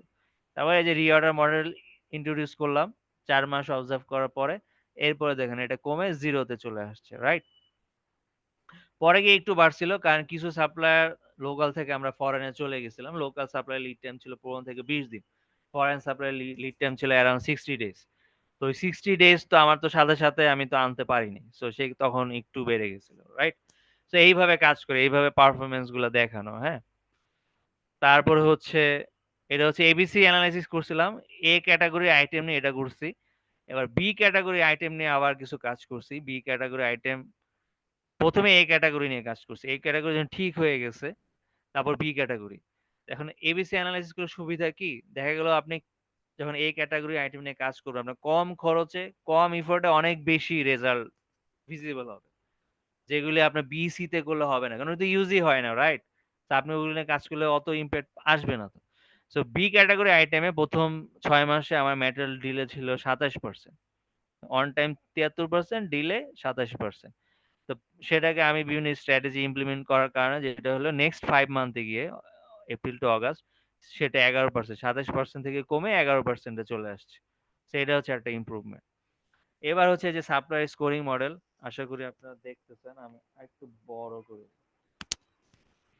এই যে এটা করে কি হলো, এই যে আমি বিভিন্ন সাপ্লায়ারের কোয়ালিটি, প্রাইস, অন টাইমে দিতে পারে কিনা, ডেলিভারি রেট পারফরমেন্স কিরকম, ঠিক আছে, সাপ্লায়ারের সার্ভিস পারফরমেন্স কিরকম, সবকিছুতে 240-এ এই সাপ্লায়ারটা মার্ক পাইছে 173, তার টোটাল পারফরমেন্স 72, সে গোল্ড ক্যাটাগরি সাপ্লায়ার, এই সাপ্লায়ারটা র্যাঙ্ক 1। আমার মেন ক্যাটাগরি রেটিং ছিল 75%, অ্যাভাব গেলে প্লাটিনাম, 75 থেকে 65 হলে গোল্ড, সিলভার 65 থেকে 50, ব্রোঞ্জ হচ্ছে লেস দেন 55%। আমার এখানে হাইয়েস্ট পারফর্ম হলো 72%। 72% কোথায় পড়তেছে? গোল্ডে। তার মানে আমার ইন্ডাস্ট্রিতে প্লাটিনাম ক্যাটাগরির কোনো সাপ্লায়ারই নাই, ঠিক আছে? আমরা এটা খুঁজে পেলাম, তার মানে কি আমাদেরকে আরো সাপ্লাই সোর্স করতে হবে। কোম্পানি হয়তো ভাবতেছে যা আছে তাই ভালো, আসলে সে যা আছে তা ভালো না, সবাই ভালো পারফর্ম করতে পারতেছে না। আবার আরেকটা জিনিস দেখা যাচ্ছে যে কোয়ালিটিতে এই দুই সাপ্লাই কোয়ালিটি দুজনে 90%, প্রাইসও 90%, বা ডেলিভারিতে সে 60%। এখন এমন একটা অর্ডার আসছে যেটা আপনার, হ্যাঁ কোয়ালিটি তো ইম্পর্টেন্ট, কিন্তু মেইন ইম্পর্টেন্ট হচ্ছে শিপমেন্ট ডেডলাইন মিট করা। সেক্ষেত্রে কি এই যে দেখেন একটা সাপ্লায়ার এখানে সেকেন্ডে আছে, তার অন টাইম পারফরমেন্স ডেলিভারি দুইটাই 100%, মানে খুবই ভালো, 100, বুঝতে পারতেছেন। কিন্তু কোয়ালিটি প্রাইসে তার কোয়ালিটি একটু খারাপ, আর প্রাইজে সে 70, প্রাইজে একটু হাই। আর ওই মুহূর্তে কি আপনি তো এগুলি মেনটেন করতে গেলে দেখা যাবে আপনি অর্ডার মিস করতেছেন, সেক্ষেত্রে হয়তো এই দুইটা প্যারামিটার কারণে আপনার অর্ডার এই প্রথম জনকে না দিয়ে দ্বিতীয় জনকে দিতে হইতেছে, ঠিক আছে? কাইন্ড অফ হচ্ছে ব্যাপারগুলো এরকম। তো এইগুলো কি, এই জিনিসগুলো মেথডগুলো অ্যাপ্লাই করলে আপনি জানতে পারবেন, ঠিক আছে? যেমন এগুলির কারণে কি কি ইমপ্রুভমেন্ট হয়েছে আমি এটা দেখাইছিলাম, যে এই মেথড অ্যাপ্লাই করার কারণে আমি আমার প্রোডাকশন ইফিসিয়েন্সি, আমি যখন ভালো কোয়ালিটি সাপ্লায়ার আনছি, কটনের ক্ষেত্রে প্রোডাকশন ইফিসিয়েন্সি 73% থেকে মান্থলি 85% হয়ে গেছে। তো মিলান আরেকটা সুতা, সেক্ষেত্রে 65% থেকে 72% হয়ে গেছে এরকম। তারপর লিড টাইমে কি কি ইমপ্রুভমেন্ট আসছে, কটনের ক্ষেত্রে লিড টাইম 65 থেকে 45 এ নেমে আসছে, মিলানের ক্ষেত্রে 17 থেকে 8 ডেজে চলে আসছে, সিবিসির ক্ষেত্রে 15 দিন থেকে 12 দিনে চলে আসছে, যদিও 3 দিন কম, তারপরেও শো করা improvement, every improvement is improvement, হ্যাঁ। তারপরে যে এখানে লেখা আছে কোয়ালিটি পারফরমেন্স কিভাবে বের করছে, যে ওই সাপ্লায়ারের প্রোডাকশনের রিজেকশন হয় কত তার আইটেমে, যে আমার প্রোডাকশন ইফিসিয়েন্সি ওই আইটেম ইউজ করার কারণে মেশিন ইফিসিয়েন্সি কতটুকু বাড়তেছে। যেমন সুতা ইউজ করতাম, সুতা ছিঁড়ে যাইতো, আচ্ছা কোন সুতা কতবার ছিঁড়ে, কারণ সুতা ছিলে যেটা হইতো মেশিন বন্ধ করে সুতাগুলোকে আবার মানে জয়েন করা লাগতো, গিট দেওয়া লাগতো। তো সেক্ষেত্রে কি মেশিন বন্ধ করে সেখানে আমার 1 মিনিট চলে যেত, রাইট? সেটাও তো একটা হিউজ ইস্যু। তো এগুলো চেক করা, রাইট? এগুলো চেক করে করে আমি এটা চেক করছি। তো ডেলিভারি রেট আগে মিলাঞ্জের ক্ষেত্রে আমার পার ডেলিভারিতে 900 কেজি করে আসতো, পরে আমি নতুন একটা সাপ্লাই ইন্ট্রোডিউস করছি, সেখানে 4.5 টন করে আসতো। আগে লেস দেন 1 টন, এখন মোর দেন 4 টন করে আসতেছে। সিবিসি সুতার ক্ষেত্রে আগে 3000 করে আসতো, এখন 5000 করে আসে, কাইন্ড অফ এরকম, ঠিক আছে? এই জিনিসগুলা আপনারা এগুলো দেখাইতে পারেন। যেমন লিন সিক্স সিগমা ইমপ্লিমেন্ট করছি, ওয়েস্টেজ রেট 0.3-0.69% কমে 0.0707 নিয়ে আসছি। যদিও 0.69 অনেক কম, বাট সেই কমও দেখা গেল ভ্যালুতে এটা ইম্প্যাক্ট অনেক ছিল, কারণ এটা কাপড় ছিল, এই কাপড় তো হয়তো কয়েকশো টন, তো কয়েকশো টনকে যদি 0.69 দিয়ে গুণ দেন, তখন দেখা যায় এটা 100-200 কেজি বা 500 কেজি বা 1 টন কাপড় হয়ে যায়। 1 টন কাপড়ের দাম তো অনেক, বুঝতে পারছেন? তো কোনো ভ্যালুই ছোট না। দেখা গেল আপনার পার্সেন্টেজে দেখাচ্ছে, আপনি ভ্যালুতে দেখলে তখন এটা ইম্প্যাক্টটা বোঝা যাচ্ছে, তখন ভ্যালুতে দেখাবেন, কাইন্ড অফ এরকম, ঠিক আছে? তারপরে যে ফেন্সি আইটেমের অর্ডার আগে ছিল, সরি ভ্যালুটা না এখানে, আচ্ছা এখানে যেটা বললো যে increase order quantity 103% order quantity আমার ইনক্রিজ করছে, ঠিক আছে? যেটার কারণে আমার প্রফিট হয়েছে 0.6 মিলিয়ন, বা বিডিতে 53 লাখ টাকা আমার অ্যাডিশনাল প্রফিট জেনারেট হয়েছে, রাইট? তো এইভাবে প্রেজেন্ট করা। সো আমি আপনাদেরকে এখানে একটা কেস স্টাডি, দুইটা কেস স্টাডির লিংক দিছি, আপনারা কন্ট্রোল চেপে এটাতে ক্লিক করুন। আমি কন্ট্রোল চাপলে যেখানে একটা হাতের মতো সাইন আসছে, দেখতে পাচ্ছেন ল্যাপটপে, সিটিআরএল কন্ট্রোল যেটাকে বলে, এটাকে চাপ দিলে এটা আসবে, ক্লিক দিবেন। আমি শুধু একটা দেখাই, হ্যাঁ এখানে দুইটা আছে, আমি একটা দেখাচ্ছি আপনাদেরকে। এই যে এখানে একটা আইএম সোসাইটিতে একটা case study based research paper আছে, এটা ডাউনলোড করবেন। ডাউনলোডে ক্লিক দিলে সরাসরি ডাউনলোড সাইডে চলে যাবে। তো এই যে এখানে ক্লিক দিলে ডাউনলোড হয়ে যাবে, হ্যাঁ। আমি এখানে দেখাই আপনাদেরকে, ডাউনলোড না করে আপনি ডাউনলোড করে নিয়ে এখানে একটু নিচে নেমে, এখানে শুরুতে অনেক মেথড টাদের বলা আছে, এগুলো আপনারা দেখে নেবেন আপনাদের সুবিধার জন্য। যেমন হ্যাঁ, ফর এক্সাম্পল আমি বলি, আমি প্রবলেম আইডেন্টিফাই করার জন্য স্কোর মডেল ইউজ করছি। স্কোর মডেলটা কি, সাপ্লাই চেনে score model supply plan, source, make, deliver, return, ঠিক আছে? সো প্ল্যানিং এ কি কি প্রবলেম আছে এটাকে আমি আইডেন্টিফাই করছি, দেন কোন প্রবলেমটা বেশি হয়, কোন প্রবলেমটা হওয়ার কারণে আমার সিভিয়ারিটি অনেক হাই, এটা এফএমইএ মেথড বলে। এফএমইএ মেথডের যে একটা ফর্মুলা আছে যে সিভিয়ারিটি স্কোর, অকারেন্স সব থেকে বেশি করতেছে কি, এটা কি ডিটেক্ট করতে পারা যায় কিনা, ঠিক আছে। এই মেথড দিয়ে এই যে ভ্যালু বের করা যায়, রাইট, করে নাম্বারিং করে করে ফাইনালি এটাকে প্লট করছি। প্লট করার পরে দেখা গেল যে এই চারটা আমার জন্য সব থেকে সিগনিফিকেন্ট, সব থেকে সিরিয়াস, এই চারটার জন্য আমি সলিউশন দিছি। মানে আপনারা যদি এটা বের করতে না পারেন কোনো সমস্যা নাই, আপনি জাস্ট বলে দিবেন এগুলো এগুলো আপনার সিরিয়াস প্রবলেম, ওই প্রবলেমে আপনি কি সলিউশন দিয়েছেন, কি রেজাল্ট আসছে, ঠিক আছে। এটা পারতে হবে এমন কোনো কথা নাই, আপনি জাস্ট প্রবলেমগুলোর নাম লিখলেন, প্রবলেমগুলোর নাম লিখে তারপরে বলে এই যে এই কেস স্টাডি এখান থেকে আপনারা দেখবেন, কেস স্টাডি এখানে এই যে একটু ব্যাকগ্রাউন্ড বলা আছে, বলে এবার বিভিন্ন হেডিং এর আন্ডারে বলা যে ওদের ফোরকাস্টিং অ্যাকুরেসি ছিল লো, এটা নিয়ে আমি কথা বলতেছি, ঠিক আছে।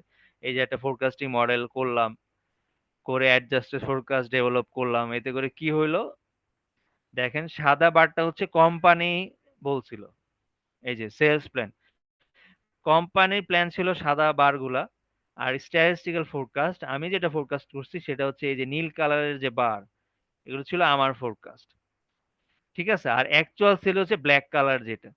দেখেন জানুয়ারি মাসে মান্থ 1 জানুয়ারি মাসে আমার ফোরকাস্ট আর এই যে অ্যাকচুয়ালস এর প্রায় কাছাকাছি, ফেব্রুয়ারিতেও তাই, মার্চেও তাই, ঠিক আছে। তার মানে কি আমার অ্যাকুরেসি অনেক হাই আসছে।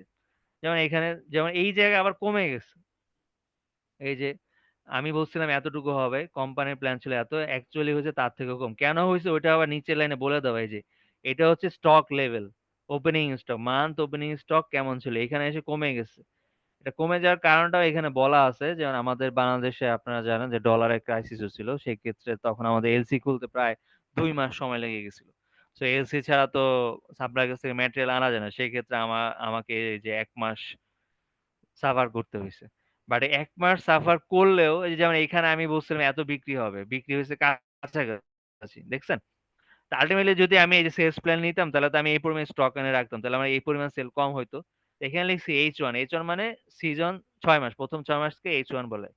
H1 যেটা পিক সিজন ছিল সেখানে 54% ওভার সেল হয়েছে, এতে করে অ্যাডিশনাল রেভিনিউ হয়েছে 1.6 মিলিয়ন ইউএসডি, ঠিক আছে।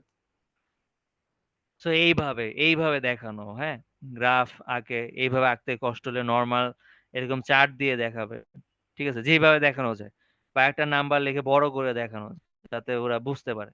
দেন এই যে স্লো মুভিং ইনভেন্টরি ছিল, আমি যখন আসছিলাম আইডেন্টিফাই করলাম 56,000 স্লো মুভিং আছে, এগুলি কেনা বন্ধ করে দিছি, বিভিন্ন স্ট্র্যাটেজি নিছি, স্ট্র্যাটেজি গুলো যে এখানে লেখা আছে কি কি স্ট্র্যাটেজি নেওয়া হয়েছে। দেন এর ফলে আস্তে আস্তে কমে 8,000-এ নিয়ে আসা হয়েছে, ঠিক আছে। দেন এই যে আমি যখন যেটা আপনাদেরকে একটু আগে বলছিলাম যে কোম্পানিতে যখন আসছি তখন মান্থলি সেলস 16,000-কে সাপোর্ট দেওয়ার জন্য 80,000 করে ইনভেন্টরি রাখতো, তখন ইয়ার অন ইয়ার এটাকে কমায় নিয়ে আসা হয়েছে 54,000-এ। সেলস বাড়ছে কিন্তু ইনভেন্টরি কমে গেছে, তার মানে 3 টাইমস ইনভেন্টরি দিয়ে আমি মেনটেন করতাম, যেটা আগে 5 টাইমস ইনভেন্টরি মেনটেন করা লাগতো, আমার 2 টাইম ইনভেন্টরি কমে গেছে। এবার রিঅর্ডার পয়েন্ট, এই যে রিঅর্ডার পয়েন্টের ফর্মুলা এখানে দেয়া আছে, আপনারা যারা কাজ করতে চান এটা নিয়ে কাজ করবেন। সো এটা যেটা হয়েছে যেমন 2022 সাল ব্লু বার যেটা নীল কালারের, সেটা 2022 সালে এই যে month on month air shipment কি পরিমাণ লাগছে। যেন 2023 সালে এই যে রিঅর্ডার মেথড ফলো করার কারণে আমার এয়ার শিপমেন্ট একদম কমে গেছে, নাই। এখানে হিউজ একটা এয়ার শিপমেন্ট লাগছে, এটার কারণ হচ্ছে এই যে বললাম এলসি যেহেতু 2 মাস পরে হয়েছে, আমার তো স্টক আউট হয়ে গেছে, আমার আনতে লাগবে 2 মাস, কিন্তু আমার লাগবে তো এই মাসে, তখন বাই এয়ার ইমিডিয়েট আনা লাগছে, শুধু এই মাসেই ইউজ করা লাগছে। বাট এতে করেও আমার ম্যাটেরিয়াল ক্রাইসিস এই যে 65% এয়ার শিপমেন্ট রিডিউস হয়েছে, 65% কম্পেয়ার টু 2023। হ্যাঁ, এই যে এখানে লেখা আছে 65%, যেটা বললাম। তারপর আরেকটা কাজ করা হয়েছে, যেমন এটা হচ্ছে, এটাকে ইনভেন্টরি প্রোফাইলিং বলে, এটা হচ্ছে শপ ওয়াইজ ডাটা, এখানে প্রায় 400 শপের ডাটা আছে, এখানে এত ছোট ছোট দেখাচ্ছে। এই সবুজ যে ঘরগুলা, সবুজ যে ডাটাগুলা, এগুলো হচ্ছে স্টক লেভেল, তারপর এই জায়গায় হিউজ স্টক আছে। আবার নীল যে দাগগুলো হলো সেলস এর লেভেল, যেমন এই জায়গায় হাইয়েস্ট সেল, এখানে কম, আস্তে আস্তে সেলস লেভেল কমে গেছে। স্টক দেখেন এই জায়গায় হিউজ স্টক আছে, এখানে কোনো বিক্রি হচ্ছে না। তো এখানে আমি যেটা পাইলাম সেটা দেখলাম যে 110টা শপে, 110টা শপ 38% স্টক হোল্ড করে বসে আছে, কিন্তু তারা অনলি 6% সেল দিতেছে। স্টক সে 38%, মানে 40% স্টকই, টোটাল স্টকের 40% স্টকই 110টা সব নিয়ে বসে আছে, কিন্তু ওদের বিক্রি হচ্ছে মাত্র 6%। বুঝতে পারছেন? আর সেখানে আমরা 14টা শপ পাইলাম, এই 14টা শপ টোটাল সেলস এর 26%, মানে 30% সেলসই মাত্র 14টা শপ থেকে আসতেছে, কিন্তু তাদের কাছে স্টক আছে জিরো, কোনো স্টকই নেই। তার মানে কি, এই 38% স্টক আমার নেক্সট টাইমে এই 14টা শপ কাছাকাছি রাখতে হবে, 14টা শপকে দিতে হবে। নেক্সট টাইম আমি আর এই 100টা 10 শপে এই পরিমাণ এত স্টক দিব না, যার যতটুকু ততটুকু দিব। তো এইগুলাকে দেখানো, ঠিক আছে, বিষয়টা হচ্ছে এরকম। তারপর আরেকটা একটু দেখাই দেই আপনাদেরকে, আরেকটা পেপার যেটা আছে, এটা যদি ডাউনলোডে ক্লিক করেন,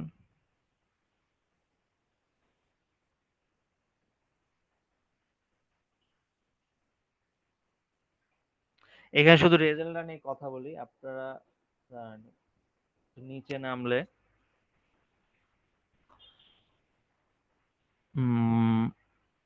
এই যে এখানে একটা কেস স্টাডি আছে, হ্যাঁ, কেস স্টাডি কি কি প্রবলেম ছিল, ব্যাকগ্রাউন্ড বলা, কি কি প্রবলেম, যে প্রবলেম গুলো আইডেন্টিফাই করে বলা হয়েছে, কি কি স্ট্র্যাটেজি নেওয়া হয়েছে, এতে করে কি কি ইমপ্রুভমেন্ট হয়েছে। হ্যাঁ, এই যে যেমন লিড টাইম 24% কমছে, ইনভেন্টরি ক্যারিং কস্ট 41% কমছে, পোর্ট ড্যামারেজ 65% রিডিউস হয়েছে, ঠিক আছে।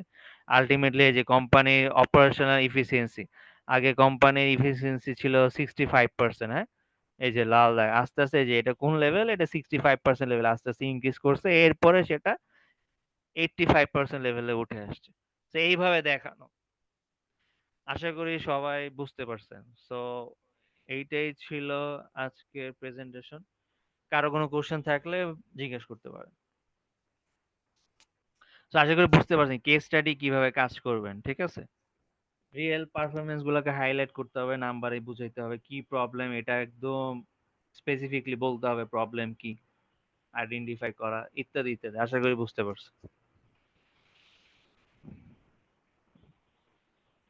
কারো কোনো কোশ্চেন?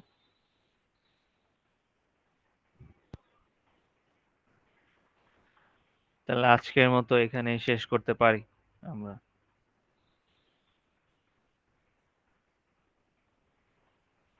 স্যার জি বলেন। স্যার যদি পিডিএফটা দিতেন ভালো হতো। আহ, হ্যাঁ আমি দেখাই পিডিএফটা, হ্যাঁ পিডিএফটা আমি প্রেজেন্টেশন স্লাইড শেয়ার করে দিব, পিডিএফটা এখানে পেয়ে যাবেন, বা আমি এখন লিংক দিয়ে দিচ্ছি, বা আমি সোসাইটিকে লিংক দিয়ে দিব, তাহলে আপনার ডাউনলোড করে নিতে পারবেন এখান থেকে, বা এখন আমি দিয়ে দিচ্ছি। হ্যাঁ, স্যার চ্যাট, সেশনটা কি স্যার রেকর্ডেড থাকবে? আমার জানা মতে রেকর্ডেড বোধ হয়, আমি চ্যাটে দিয়ে দিচ্ছি স্যার আপনাকে, অনেকে এখানে ইন্টারেস্টেড সবাই। ছিল কিন্তু স্যার আসতে পারেনি স্যার বিভিন্ন কারণে। আচ্ছা আচ্ছা,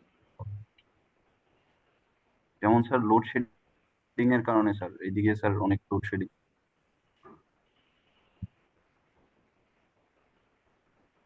আচ্ছা, যারা অ্যারেঞ্জ করেছেন তারা যদি মনে করেন তারা দিয়ে দিবেন, আপনারা যোগাযোগ করবেন, তারা দিয়ে দিবেন। এই যে আমি পেপার দুইটা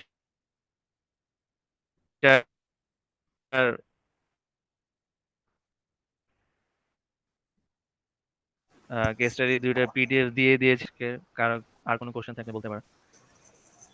রেকর্ডেড ভিডিও প্লাস হচ্ছে পাওয়ার পয়েন্ট, এটা মেইলে আপনাদের যারা রেজিস্ট্রেশন করেছিল সবার মেইলে পাঠিয়ে দেওয়া হবে। আচ্ছা ঠিক আছে। হুম, তো কারো কোনো কোশ্চেন? আপনারা বুঝতে পারছেন? কেউ যদি একটু বলেন কেমন লাগছে বা বুঝতে পারছেন কিনা। জি স্যার প্লিজ। আচ্ছা ঠিক আছে, থ্যাংক ইউ। ঠিক আছে, আজকে 10টা বেজে গেছে, আজকের মতো আমার মনে হয় এখানেই থাকা যেতে পারে। তা আপনাদের জন্য বেস্ট অফ লাক। আপনারা সবাই বিভিন্ন কেস স্টাডি প্রোগ্রামে পার্টিসিপেট করবেন। যারা এই বছর কোনো অ্যাচিভমেন্ট নাই তারা নেক্সট বছরের জন্য ট্রাই করবেন, নেক্সট বছর যাতে কিছু করে তারপরের বছর কোথাও দেয়া যায়, তো অলওয়েজ চেষ্টা করবেন, রাইট। Yes sir. যেমন আমিও সব সময় পার্টিসিপেট করতে পারছি এরকম না, অনেক সময় বিজনেসের সিচুয়েশনের কারণে অনেক সময় পার্টিসিপেট করা যায় না, বিভিন্ন বটলনেকের কারণে হয়তো বিভিন্ন আইডিয়া জানা থাকলেও ইমপ্লিমেন্ট করা যায় না। সো নেক্সট ইয়ার ট্রাই করবেন, মানে হাল ছাড়বেন না। সো ইনশাল্লাহ your good days will be ahead. আর কেস স্টাডি কেস কম্পিটিশন জিতলে যেটা সুবিধা, ধরেন মানে আমরা সবাই চাকরি করি, রাইট? সো ইন্টারভিউ বোর্ডে বা সিভিতে এই জিনিসগুলো থাকতে হবে। ইন্টারভিউ বোর্ডে এটা হাইলাইট করতে হবে, এগুলো বলতে হবে, তাইলে মানুষজন বুঝবে যে না, এই ছেলের প্রবলেম সলভিং স্কিল আছে। তো এটা রেজুমেতে আলাদা করে বলা, ডেসক্রিপশন লেখা, আলাদা করে বলা, কি কি অ্যাকমপ্লিশমেন্ট, কি কি জিনিস ইমপ্রুভমেন্ট ফ্যাক্টর কি কি করছেন, আলাদা করে বলা, নাম্বারে বলা। তাহলে বুঝবো ওই নাম্বারগুলোকে একটু বোল্ড করে রাখা, যাতে মানুষজনের চোখ পড়ে যে হ্যাঁ, এই ছেলে অনেক কিছু করছে বা এই এরিয়াতে সে ভালো কাজ জানে, এক্সেট্রা। তো আশা করি সবাই বুঝতে পারছেন। ঠিক আছে, আপনাদের সবার জন্য বেস্ট উইশেস ফর এভরিওয়ান। আশা করি ফিউচারে আপনারা অনেক বড় হবেন, অনেক কিছু করার সুযোগ থাকবে। আর কোনো কোর্স বা কোনো নলেজের জন্য আইসিবির সাথে যোগাযোগ করতে পারেন। ইনশাল্লাহ অনেক কিছু শেখার সুযোগ হবে, হয়তো আপনাদের সাথে আবার কোথাও না কোথাও দেখা হবে। ঠিক আছে, সালামু আলাইকুম। জি, থ্যাংক ইউ স্যার। তো ইয়া স্যার, ওয়েলকাম। আজকের এই সেশনের অর্গানাইজিং প্যানেলের পক্ষ থেকে আমি ফাহাদ স্যারকে, জেএমআই গ্রুপের সাপ্লাই চেইন হেড কে স্যারকে ফ্লোর নেওয়ার জন্য আবেদন করছি। আচ্ছা, জি, আসসালামু আলাইকুম। সবাইকে শুভেচ্ছা যারা এখানে পার্টিসিপেট করছেন। আমাকে কি শোনা যাচ্ছে? জি স্যার, স্যার। শুনতে ক্লিয়ার। পাচ্ছি।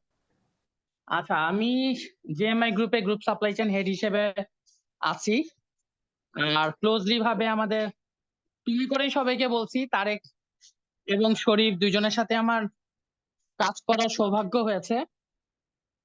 আর সবচেয়ে বড় বিষয় হচ্ছে যে মোস্ট আজকে শরীফ যে প্রোগ্রামটা নিয়ে কাজ করেছে বা সেশনটা দিয়েছে, আসলে এটা খুবই চমৎকার একটা সেশন ছিল।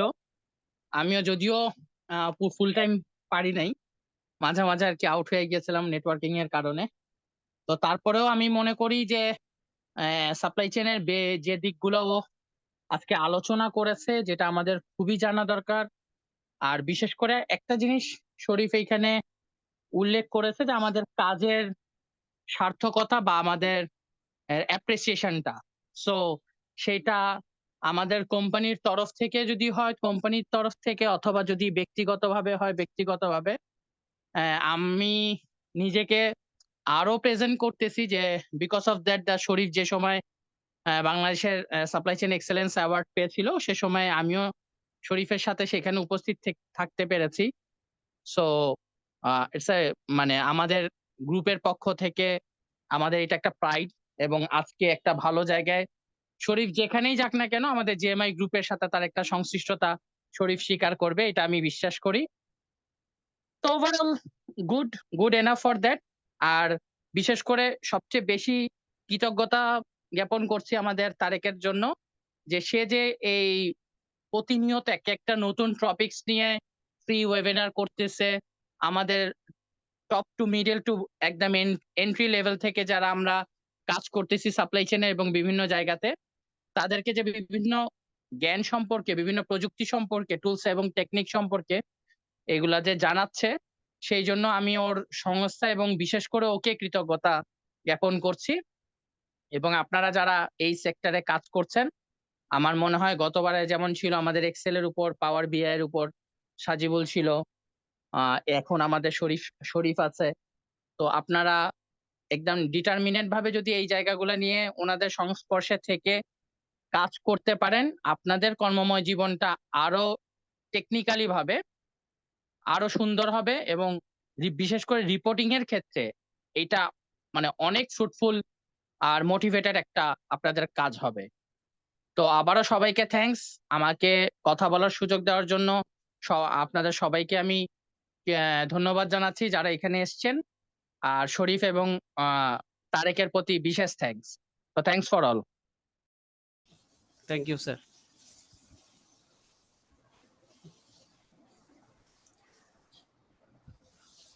জি, থ্যাংক ইউ। আমাদের হোস্ট মুগ্ধ কি অ্যাভেলেবেল? মুগ্ধ, আর ইউ অ্যাভেলেবেল?